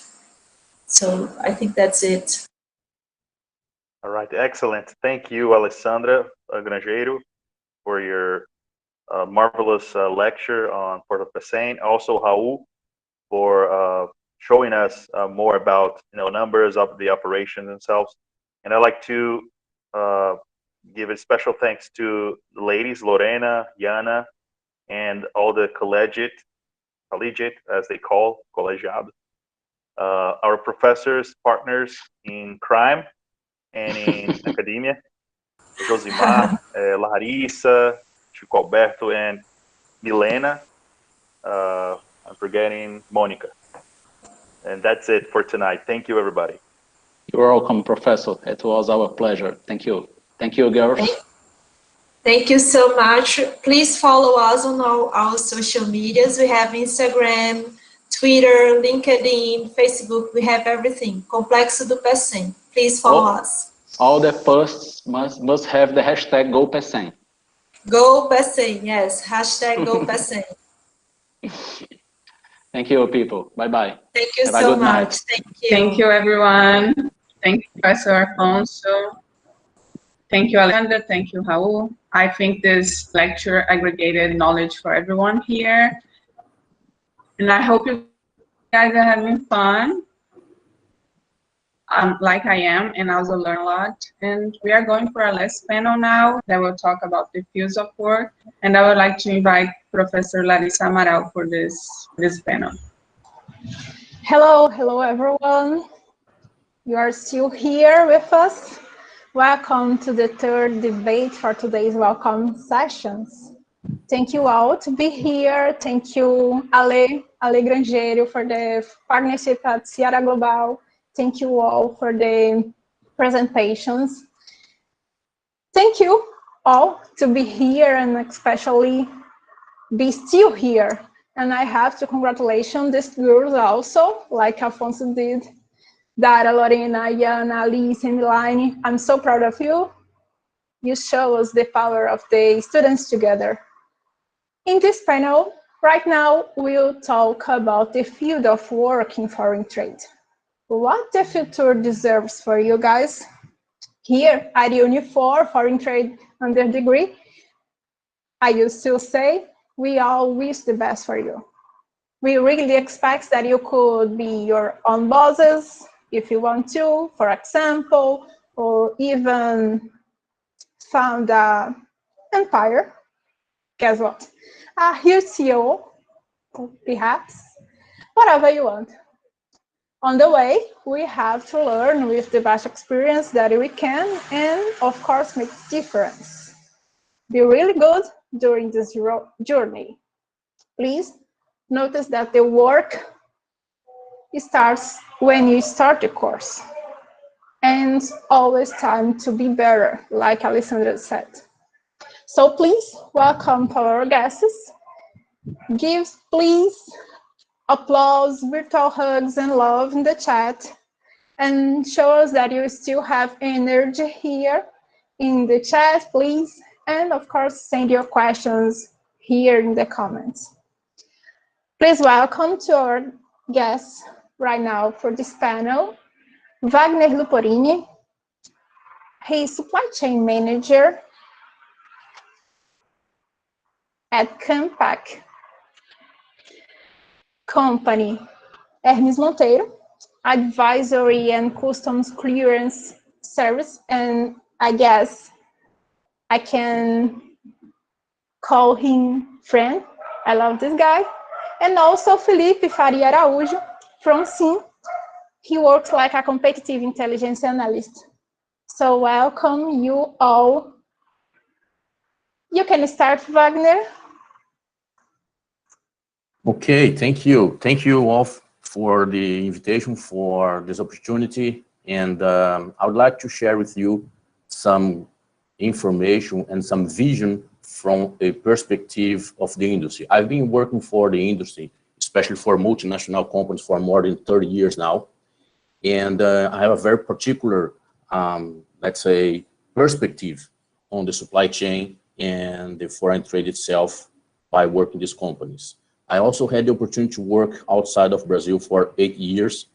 And that's something that I'll bring in this presentation, some of these initiatives and some of those experiences as well.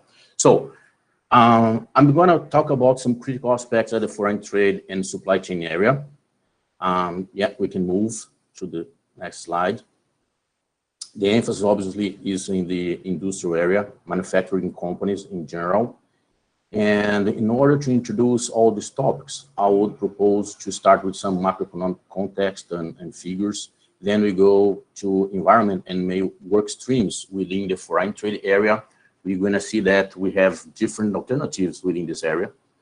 And after that, we talk about some critical abilities to succeed when trading internationally, and also how to succeed building your own career.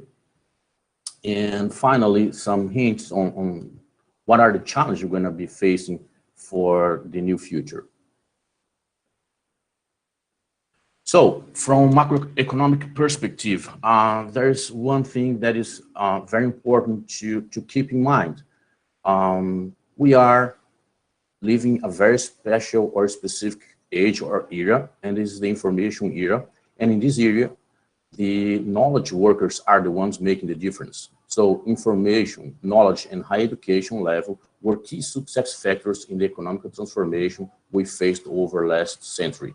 So technology brought us productivity increase, global economic growth, and higher life expectancy. To summarize this, over the last 200 years, we can see that we moved from poor and sick to rich and healthy people. And there's a very interesting presentation in the YouTube from Mr. Hans Rosling that show exactly that. So in the past 200 years ago, life expectancy was like maybe 40, 50 years. Now we are basically living the double, and we are living with much more money. And it's very strange to say that or to talk about that during the pandemic situation, but it's still true. If we move to the next slide, this is exactly something that can prove what we mentioned in the prior one. So if you see on the right side, we can see the GDP per capita growing, 100 years. And on the left side, we can see how big Brazilian is in terms or in comparison with big players in the world when it comes to gross domestic product. So we are number 12 right now. So we are still in the top 12 or top 15 in the world. One interesting information here is that around 70% of our entire GDP is composed by services. So when thinking about working in the supply chain or in the foreign trade area, don't be surprised if you end up working for a company providing service to the market. It's very possible, very likely. And another important comment here is that the more developed a country is, the larger is the service participation in their total GDP. This is also a fact. So when you look to the UK GDP, 80% is composed by service. USA is very close to that. So apparently we are going in the right direction, increasing participation of the service in our GDP. In the next slide, we can see, as I already mentioned before, our major players in foreign trade, China, United States, and Argentina. So we don't need to repeat or to talk about this again. But interesting to see also that Brazil is among top 30 importers in the world and also among top 20 exporters, although we will represent only 1.2% of overall global trading. And as you can see, there is still a superavit in the trade balance. So end of last year, our superavit was about $51 billion. It's still very, very nice and important figures for our economy. Now, when you move to, or when you start thinking about business environment, when you think about what are the work streams you can find within the supply chain and without the foreign trade, we can think about a production or a supply chain starting from a farmer producer going to a consolidation point. Then you might have a first level of transformation. We have a final manufacturer more or less in the middle of the chain. You have a distributor, a retail, and then a final end consumer. Yeah. Okay, so looking from the manufacturer perspective, you can divide this in two pieces. One is the upside and the other one is the downside. So in the upside of the slide, you can keep moving, please. You're going to see that you're going to find the suppliers, and in the opposite side, you're going to see the end customers. So what we're going to see here is that from one side, you have what we call the inbound, and the other side, the outbound. So you have basically procurement in the upstreams and exports and distribution at downstream sides. Another important comment here is that what can we say about supply chain? How can we summarize supply chain? I heard some time ago from a very important professor, that was Professor Arbach from FGV, that supply chain is simply the link of supplier of our suppliers to customers of our customers. And I found this a very, very nice description, very simple way to describe the importance and how supply chain can be defined. So linking the supplier of our supplier to the customer of our customers.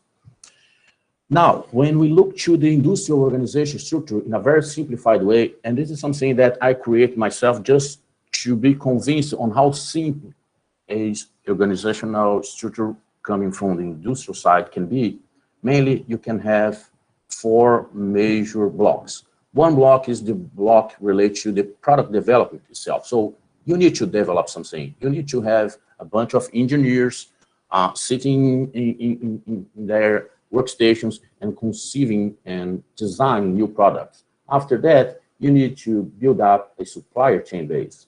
And once you have the product design, once you have your supplier chain based already in place, then you can think about transformation. Then you can think about what you're going to do with this all raw materials and all these inputs, where you're going to transform that. So having transformation in place, next step is to have distribution.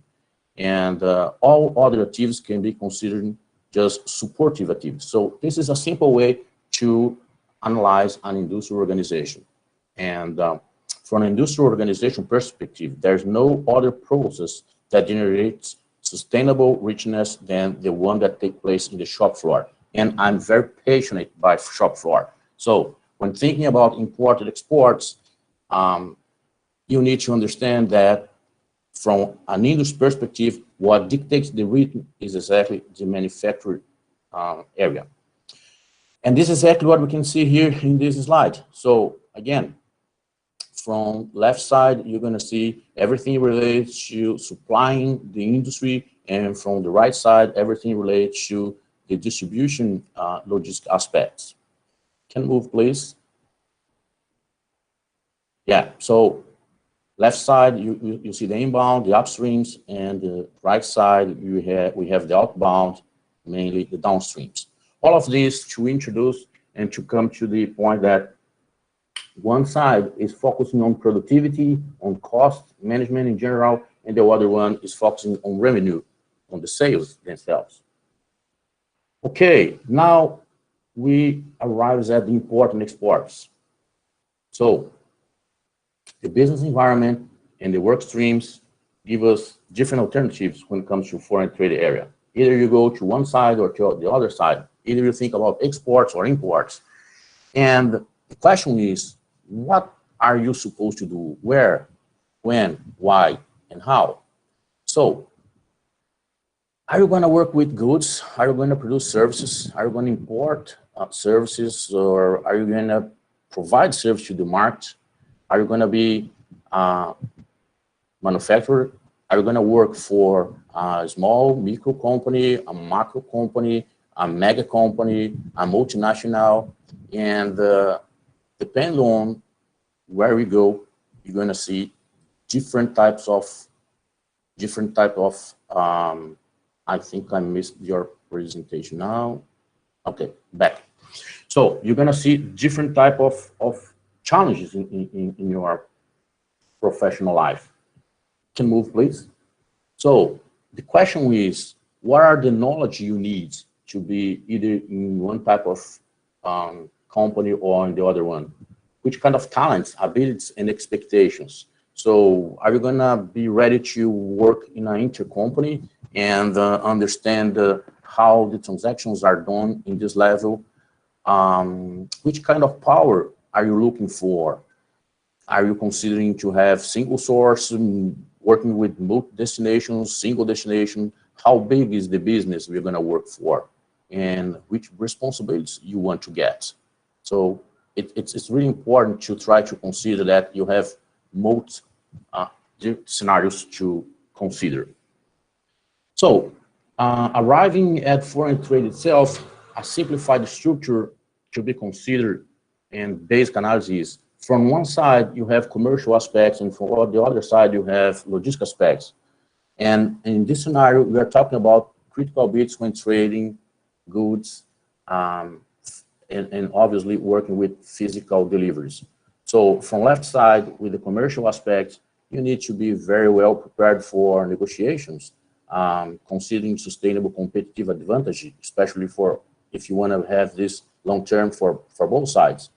you need to understand and to be a little bit, let's say, focused on general terms and conditions. Are you gonna work for a win-win situation? And then you also need to have some knowledge on contracting. What are the main clauses for a long-term cooperation, and what can be considered and worked for a very specific situation in a spot transaction. When you look to the logistic aspects, obviously we need to understand transportation rules, what are the cargo requirements, which kind of models you can use. You need to try to become experts within customs and tax regulation, and this is not an easy task. Obviously, you need to understand how to work with and how to prepare shipping documents. But as a base for everything you're gonna see here, you need to understand costs. We need to understand credit and risk analysis. And very, very important to understand and dominate the word of Incoterms. How to use Incoterms. This can be very critical when doing business. This is absolutely critical. And I would like to just mention one thing here, is that even by working for multinational companies, big companies, and over last 20, 30 years, I've been seeing people in very high position that they still do not understand Incoterms, and they can make huge mistakes by doing business internationally or trying to do business internationally because they do not understand the responsibilities they're going to enter in. So precise communication, it's very, very important in this world.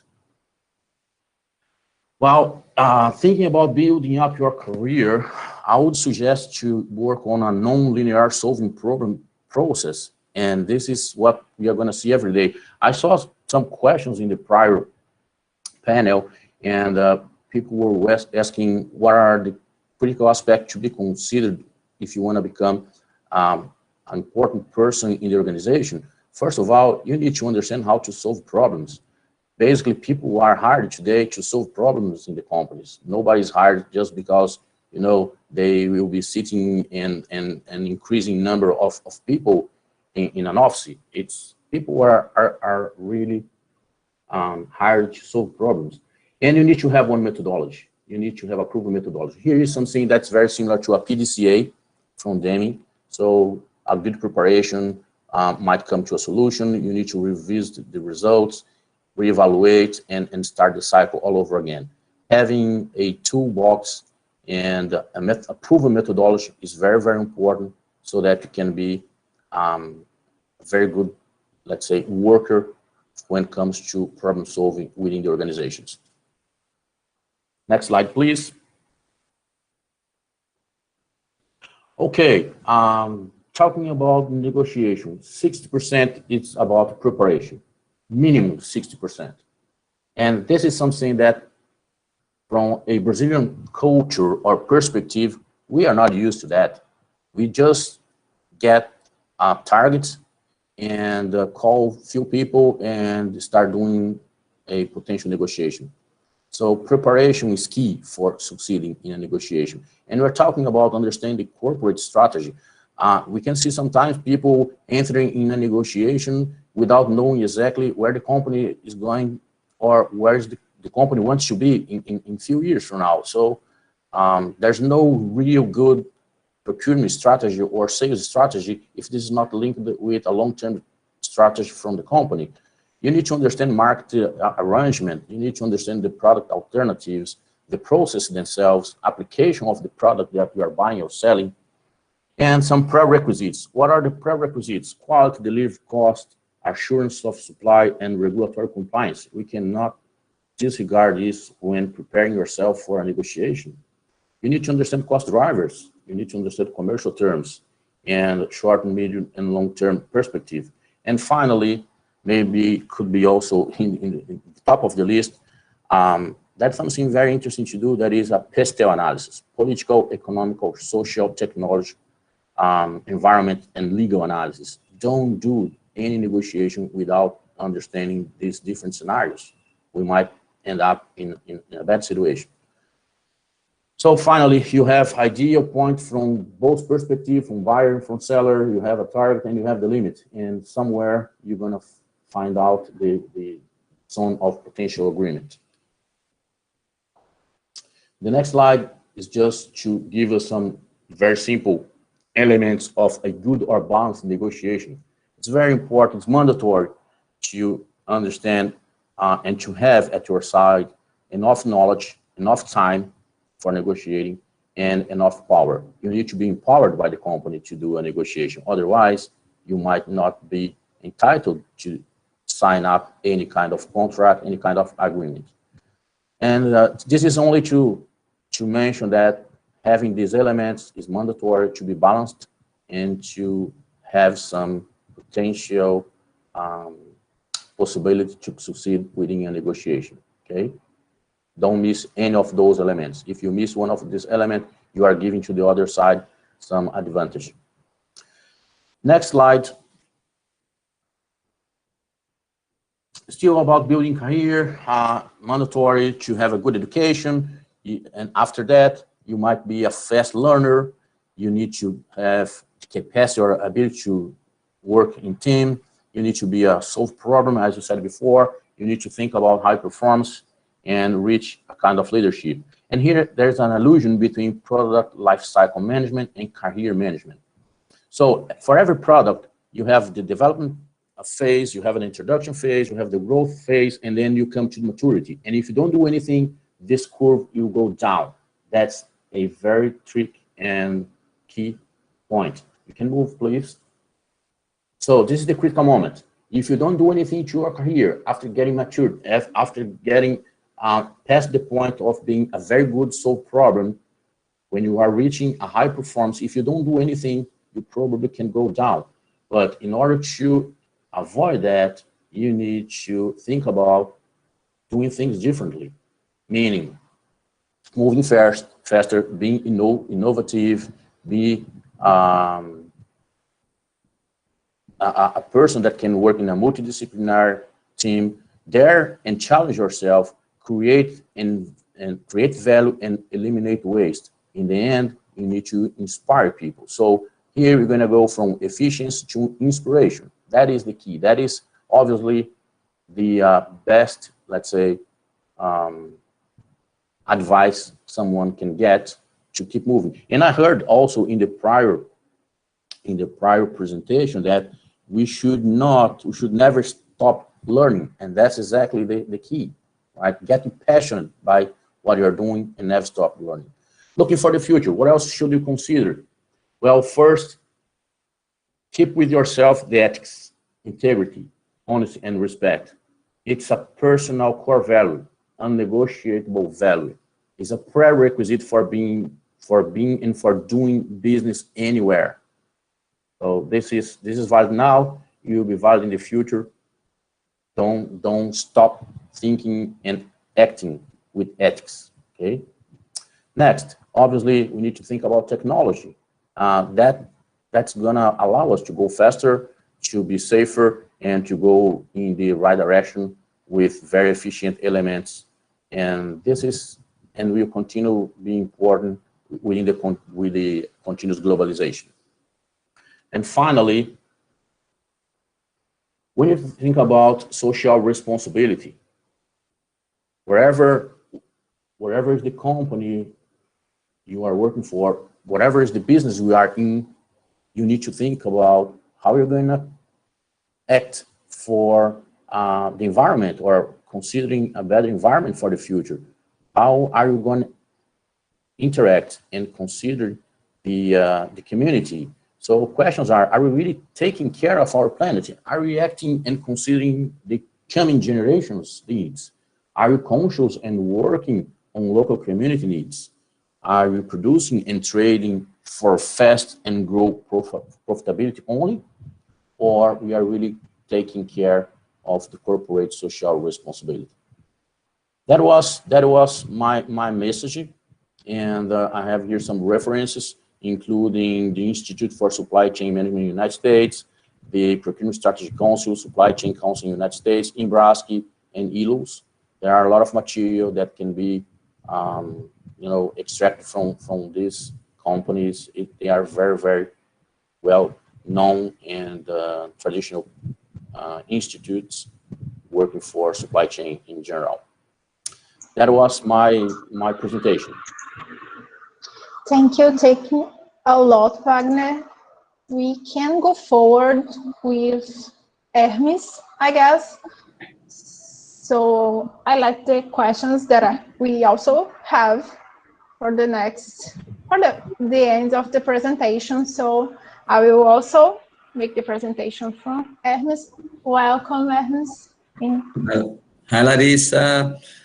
Hi, Wagner. It's a pleasure for me here with you, Ale, and others. For me, it's a pleasure. Thank you for inviting. And here we go. I am Hermes Monteiro, founder of Nova Era, Consultoria Aduaneira, and the three themes, principal, the most themes to us is agility, security, and economy for import and export. My name is Hermes Monteiro. I am 46 years old. I'm married to Paula. I have 4 children, Ana Luisa, Felipe, Rafael, and Josh. And I am the CEO of Nova Era Aduaneira. For a trade professional since 1993. Nowadays, I am General Secretary of the Sectorial Chamber of Foreign Trade in Ceará, and Executive Director to Brazil and Argentina Chamber in Ceará. But I need your excuse to tell a little bit about my history in foreign trade. I started my career in São Paulo, then I moved to Fortaleza at 2003. Since 8 years ago. In 1993, I started working at the Columbia General Warehouse, a customs warehouse in a secondary customs area. We don't have in here in Ceará a secondary customs area, but in São Paulo it's normal. And my relationship with international trade began. When I accomplished 1 year in the Columbia, I was hired to import a COMÉRCIO, a customs clearance company that performed the dispatch services in Guarulhos Airport, Santos Port, and warehouses in São Paulo. I started as a custom agent assistant. So was going to do merchandise conferences because before there was no channel, before everything was checked. Today, we have a different structure through COMÉRCIO, computed research, inspection by sampling. So I started doing this external service, and after a while, I went to the office and started there. Then some who filed out the importation declaration. I learned the job until I became the manager of the company, where I stayed for 9 years, from 1994 to 2002. I got married in 2001. In 2002, we came on vacation to Fortaleza. And I watched a TV newscast and saw that the port of Pecém was about to be open. That day, I felt something very strong in my heart, saying that it was time for a change. One day after, instead of going to the beach, I went to the port of Pecém, recently opened, that had approximately 2 or 3 months of activity. I made a technical visit accompanied by a gentleman, and her name is Silvio Monteiro. I am Hermes Monteiro, and the person who attended me at Pecém is Silvio Monteiro. And 8 months after, we moved to Fortaleza. It was the beginning of a new chapter in my life. How I said, my company has been in the market for 18 years, since 2003. Nova Era Aduaneira, and a new era had really started in my life. A change of state, and the purpose of this name was to bring a new era in customs clearance, in customs service to Ceará. So I went to CAE, Student Company Integration Center, hired 2 interns, one to work in the morning, another to work in the afternoon. And Rian Ecclesia. Today, Rian is an operation manager at an international freight company in Buenos Aires, Argentina. And Ecclesia today is a customs broker, has here on Aussie. After 1 month, we got our first export deal. The company from Ceará, Domen Calçados, at the time women's shoes, she was exporting to Portugal and gave us the opportunity to do her operation. Then I had the privilege of meeting Carlo Porro, who is the director of the Agrícola Famosa, and there he was also migrating his operations, start the first export of melon towards the port of Pecém. And he also gave me this opportunity to start, and we made the first 6 export containers for Agrícola Famosa, and the history of the Nova Era begins, which now lasts 18 years. In 2008, we began, still informally, to do road transports with Nova Era Logística.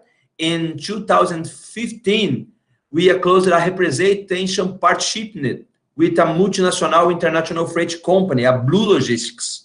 And now, in 2019, the partnership with an insurance company. And my routine, is resumed in one expression: eagle eyes. Eagle eyes. In my job, my team needs eagle eyes. In my day, my routine is dispatch import through import declarations, temporary admissions, drawbacks, process with tax suspensions, definitive export process, temporary export process, many exports, processing documents and goods via courier with our partner DHL. We sell air freight and sea freight. We open, control, and write of concessional acts for our customs use the drawback. We take care of obtaining radar, planning operations, but the part of the logistic plan and the part of financial plan. I do classification goods tax, and I can say this is one of the services that I do in a very true way. I have a broad command of their common external tariff.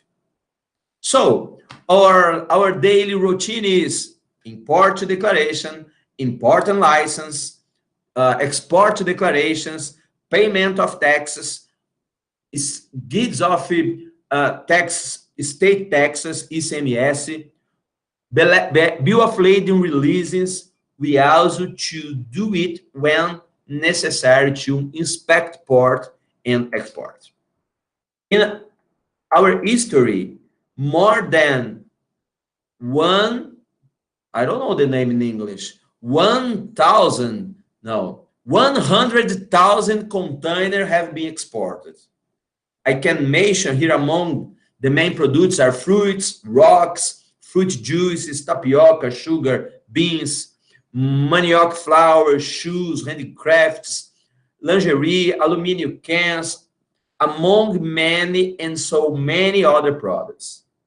We also have an extensive experience of products on importation, including industrial machines, household items, fertilizers, cardboard box, gifts, clothing, chemicals, food like fish, rice, also fiberglass and steel, also solar panels, tablets, books, school supplies, agricultural equipment, seeds, toothbrushes, weaponry. We have already brought machine guns to the Public Seguridade Department of Ceará. And with all of this, I can also be proud to have trained many professionals on our office. We have many professionals who have become customs brokers. We have professionals who have become strategic positions with large foreign trade companies here in your city. And I am sure that this way we will continue to move the trade balance. Our mission is to provide agility, security, and economic environment for two operations of our customers, and we really love it. We love to make the Brazilian trade balance move. Within this process, we have now implemented a new service, which scaled a global showcase where we do sourcing. We identify suppliers worldwide to supply products that are of interest to Brazilian companies to import, and also occupy the General Secretary of the Chamber COMÉRCIO sector in Ceará. Repeat, I am also Executive Director of the Brazil-Argentina Chamber in Ceará.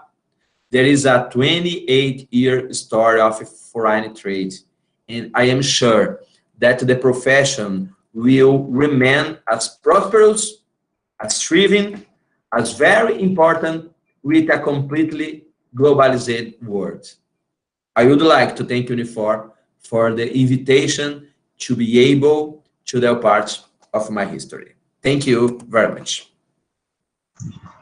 We thank you, Ernest, for the presentation, for the example for our students. I guess in the foreign trade, the personal life and professional life mix it up. And we make friends, we know each other, like Alessandro told us, networking is so important in this kind of life we choose. So the next one to share some experience with us is Felipe. Welcome, Felipe. Felipe is from SIM. Even the pandemic scenario, we here in Unifor went to the launcher or the new era from SIM at the FIEC, new stage. We hope you guys enjoy. This presentation is with you, Felipe. Thank you. You are without sound. Your micro is off. Can you hear me now? Yes. Okay. Thank you, Larissa, for your introduction. I would also like to thank Unifor for this invitation, and good night to everyone. My name is Felipe Faria. I'm from Belo Horizonte, from Minas Gerais. I came to Ceará in 2010 when I came to work at the power plant of PECEM as an import coordinator, where I remained until 2015. In 2015, I was invited to FIEC, and so on. I'm on FIEC since then. As a FIEC, right now I'm working as a competitive intelligence analyst. So I'm the one responsible for the importation of Senai, and also to guide and orientate any companies that wants to start the importation process in the state of Ceará.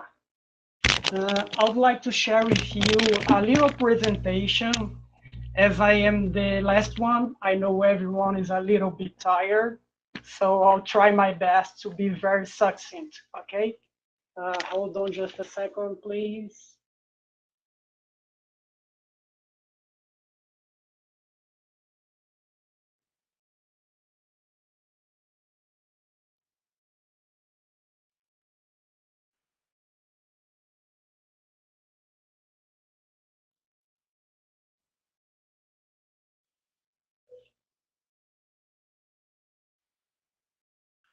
Can you guys see my presentation?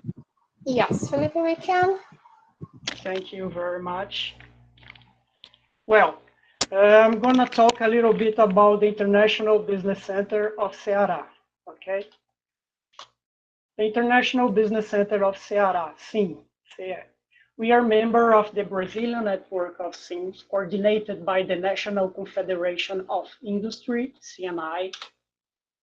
We are part of the Federation of Industries of the State of Ceará, FIEC.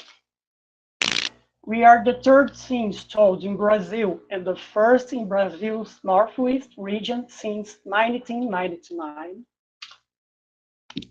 We are the first SIM in Brazil to provide statistical data about foreign trade and also guiding and supporting companies that wish to internationalize through the import process. Our mission.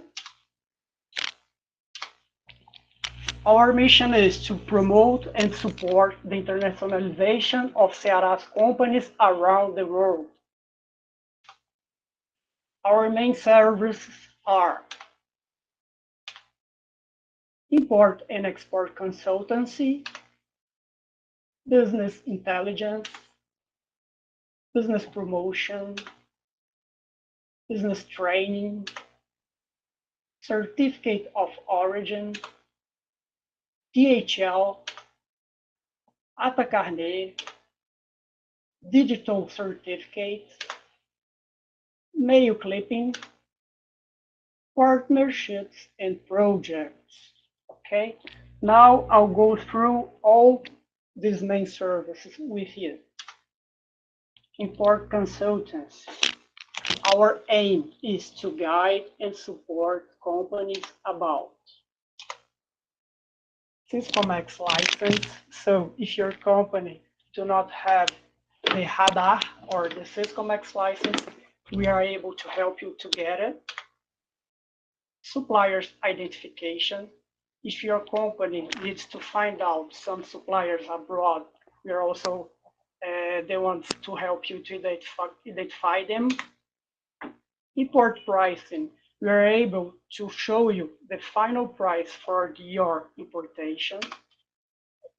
Suppliers suitability analysis. We have some partners that are able to do this kind of work for you.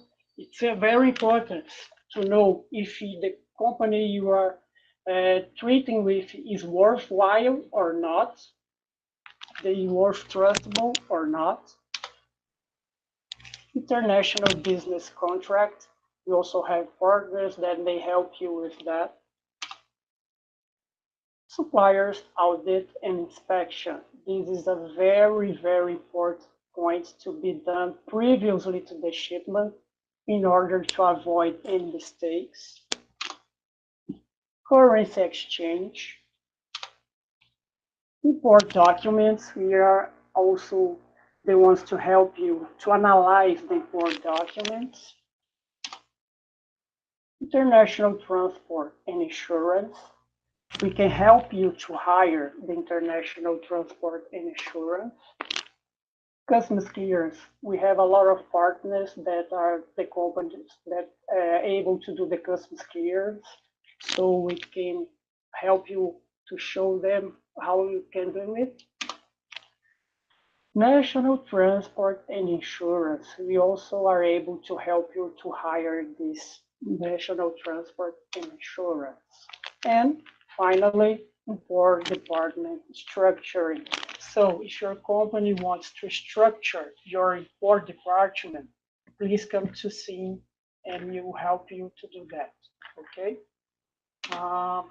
export consultancy, guide and support companies about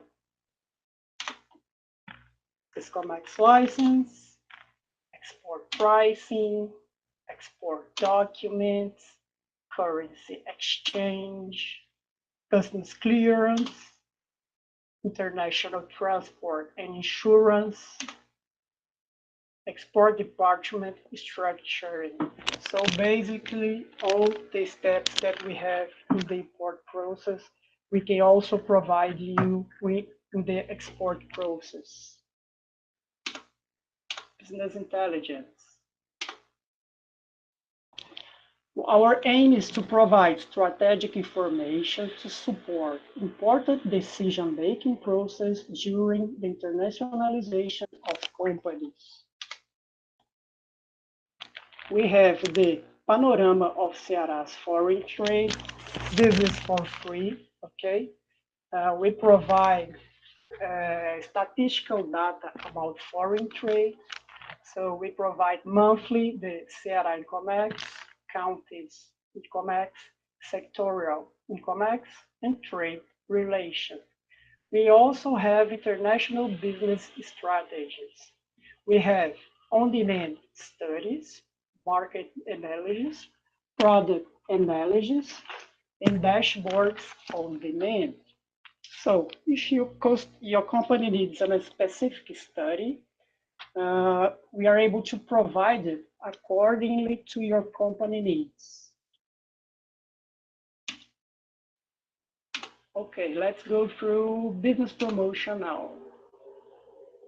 The promotion sections are strategic for the company to open markets and access relevant information to promote its product abroad, in addition to gaining knowledge about management and technology news in the sectors of interest. So we do promote at sea business missions, international trade fairs and exhibitions, and business rounds. Business training in COMEX. Business training program seeks to provide companies with a learning environment on issues related to foreign trade. SIN offers courses, workshops, seminars, and lectures that allow to understand, anticipate, and influence the process of international insertion. SIN has a complete infrastructure and qualified, experienced faculty, offering the best relationship cost-benefit and also the possibility of in-company courses. Our training areas are customs, international logistics, taxation, negotiation, and international contract, financing, export, import, and international marketing. Certificate of origin. Yes, we do issue the certificate of origin at SIN. Let's talk a little bit about the certificate of origin. To who doesn't know about it, the certificate of origin is the document provided by the exporter and used by the importer to prove the origin of the goods, and which allows it to obtain preferential treatment and reduction of exemptions from import tariffs when provided for international trade agreements. So we do issue the certificates. We do issue the preferred certificate and the non-preferred or common certificate, and also free and sale certificate and declaration of free and sale. ATA Carnet. Well, the ATA Carnet is a passport for goods accepted in more than 70 countries. The products subject to temporary admission under the auspices of ATA Carnet are now recognized for the priority, agility, and suspensions necessary for their entry into the country. So if you need one of those, please come to SIN and we'll help you to do it. International Business Center strategic partners. We have a lot of very nice strategic partners. So here I'm going to talk about some of them. DHL, partnership with the international courier company DHL, which establishes SIM as a point-of-sale commercial counter of DHL in the state of Ceará. The services include sending small samples and documents inside Brazil and also abroad. Partnership with the Trade Federation of the State of Ceará for the issuance of digital certificate at SIM. Yes, we also do it at SIM. Please come to us. Partnerships and projects. The partnerships between SIM and FIEC and the national and international institutions allow access to strategic information that facilitates the internationalization process, product adequacy, and search for investors. Our partners are CNI, SOBRE, and also similar entities.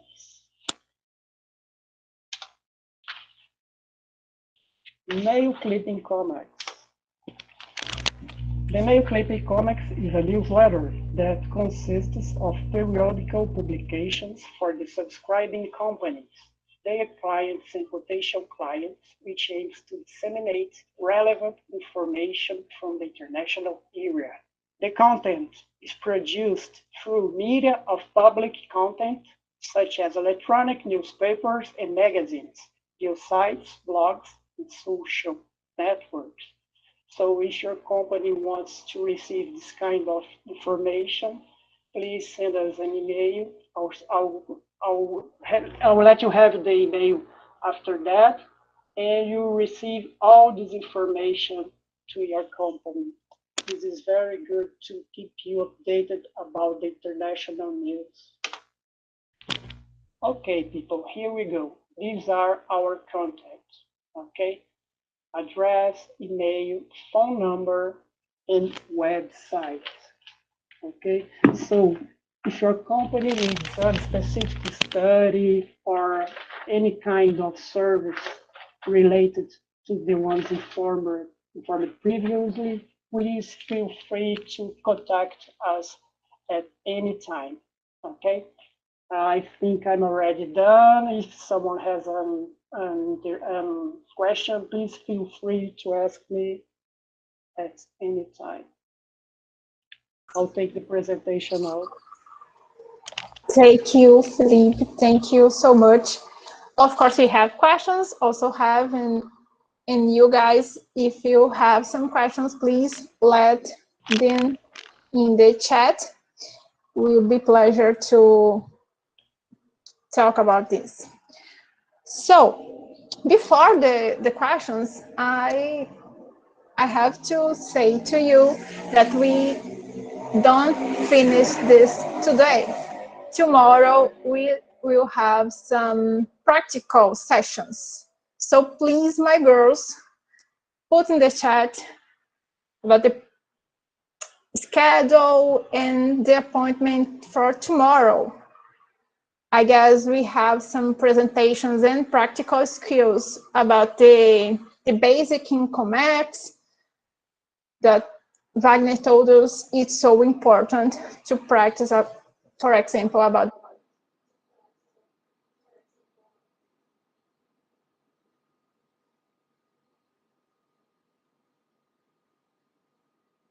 First of all, I need to excuse my friend Hermes. He needs to quit some.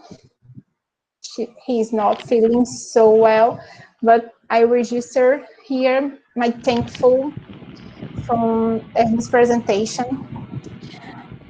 And following the Hermes example, I have some personal questions for you, Felipe and Wagner. How did you start to deal with the foreign trade? You search for, or the foreign trade bump into you? Good question. Good question. Do you want to start, Felipe? Yes. Well, I started at foreign trade when I went to New Zealand as an exchange student. So I spent the last year of high school in New Zealand. Then I came to Brazil and I said, oh, I want to continue this contact. What am I gonna do? So I thought I'm gonna do foreign trade. That's when I started at foreign trade. Okay, in my case, when I was very young, I used to read newspapers, and all of a sudden, we used to see information like Brazil has huge external debt. And I was thinking myself, how are we going to help Brazil to pay this debt?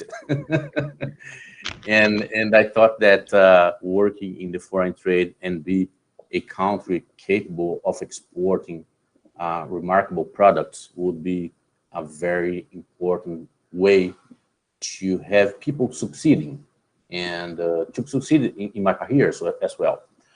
And at that time, I also understood that in order to do that, I was supposed to study English. And I started doing that. And I had a very clear goal in my life that was going to the foreign trade university and starting making business. And when I started was long time ago.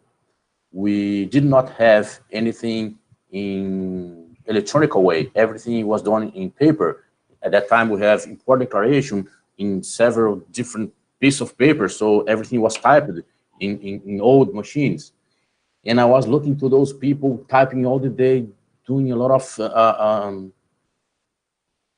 basic and administrative work, and I was asking myself, is this what foreign trade is about?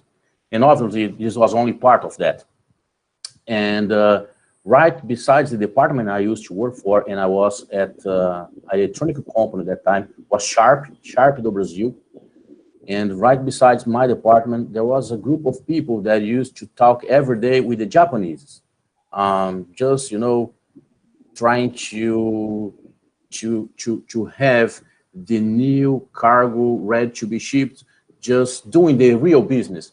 And at that time, I realized that the part of the foreign trade I would like to be in was in the negotiation aspect, working with the negotiations themselves. That's exactly when I started, and things changed a lot from that time. It was 1990, a lot long ago. A lot of things changed from that time to now. And then I had the opportunity to work for different companies around the world, big companies, multinational companies. I worked in the automotive industry. I worked for Volvo. I worked for CNH, Case New Holland, and I had the opportunity to make business with about 30 different countries since I started.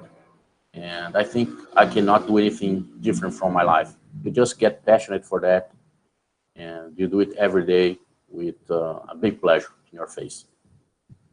Thank you. So altruistic reasons, I guess we need more Brazilians like you and your thoughts. So now we have a question from YouTube. Thank you, Dara, for the question. The question is, what's the main characteristic for someone pursuing commercial career in foreign trade? Can you put this in the words, in simple words? Is this to Felipe or to me? You all can answer this. Well, in foreign trade, you are able to work with different roles and activities.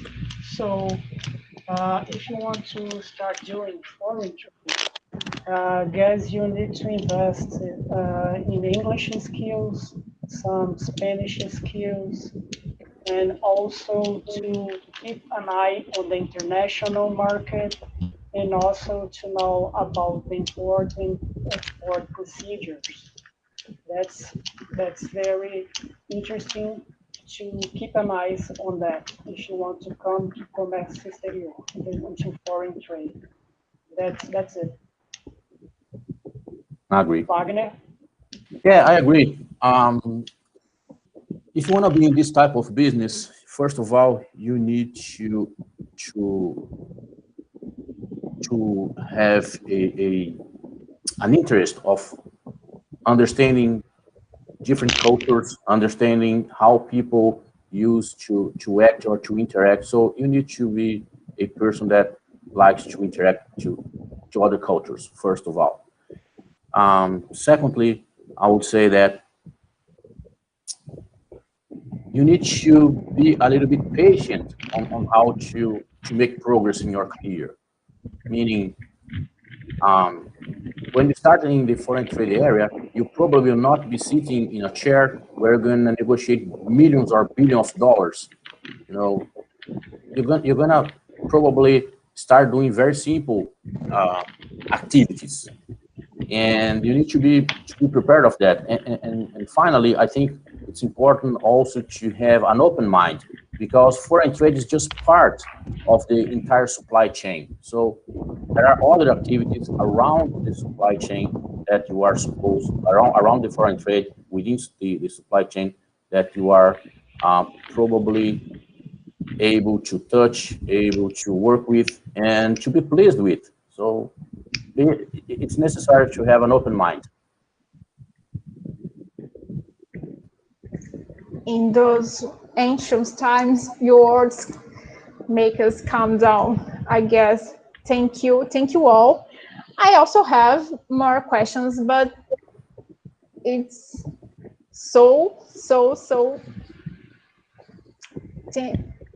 cross 10 p.m. I guess we are done. I need to extend to you our Professor Monica Luis. Thank you for your presence and for your answer when we send you some messages. Thank you all for the opportunity to be here. Thank you, Ale, Professor Philip, for all this. Thank you all, girls. And please follow Felipe, Wagner, and the enterprise and business that he presents here in the social network.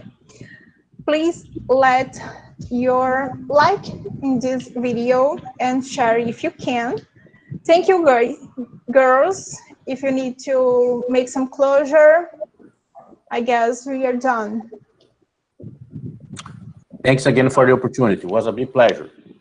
Thanks to everyone for We being would here. just like to, And wish you a yeah, good we would night. like to thank you all for giving us the opportunity again soon. And sorry, Philip. Please keep on going.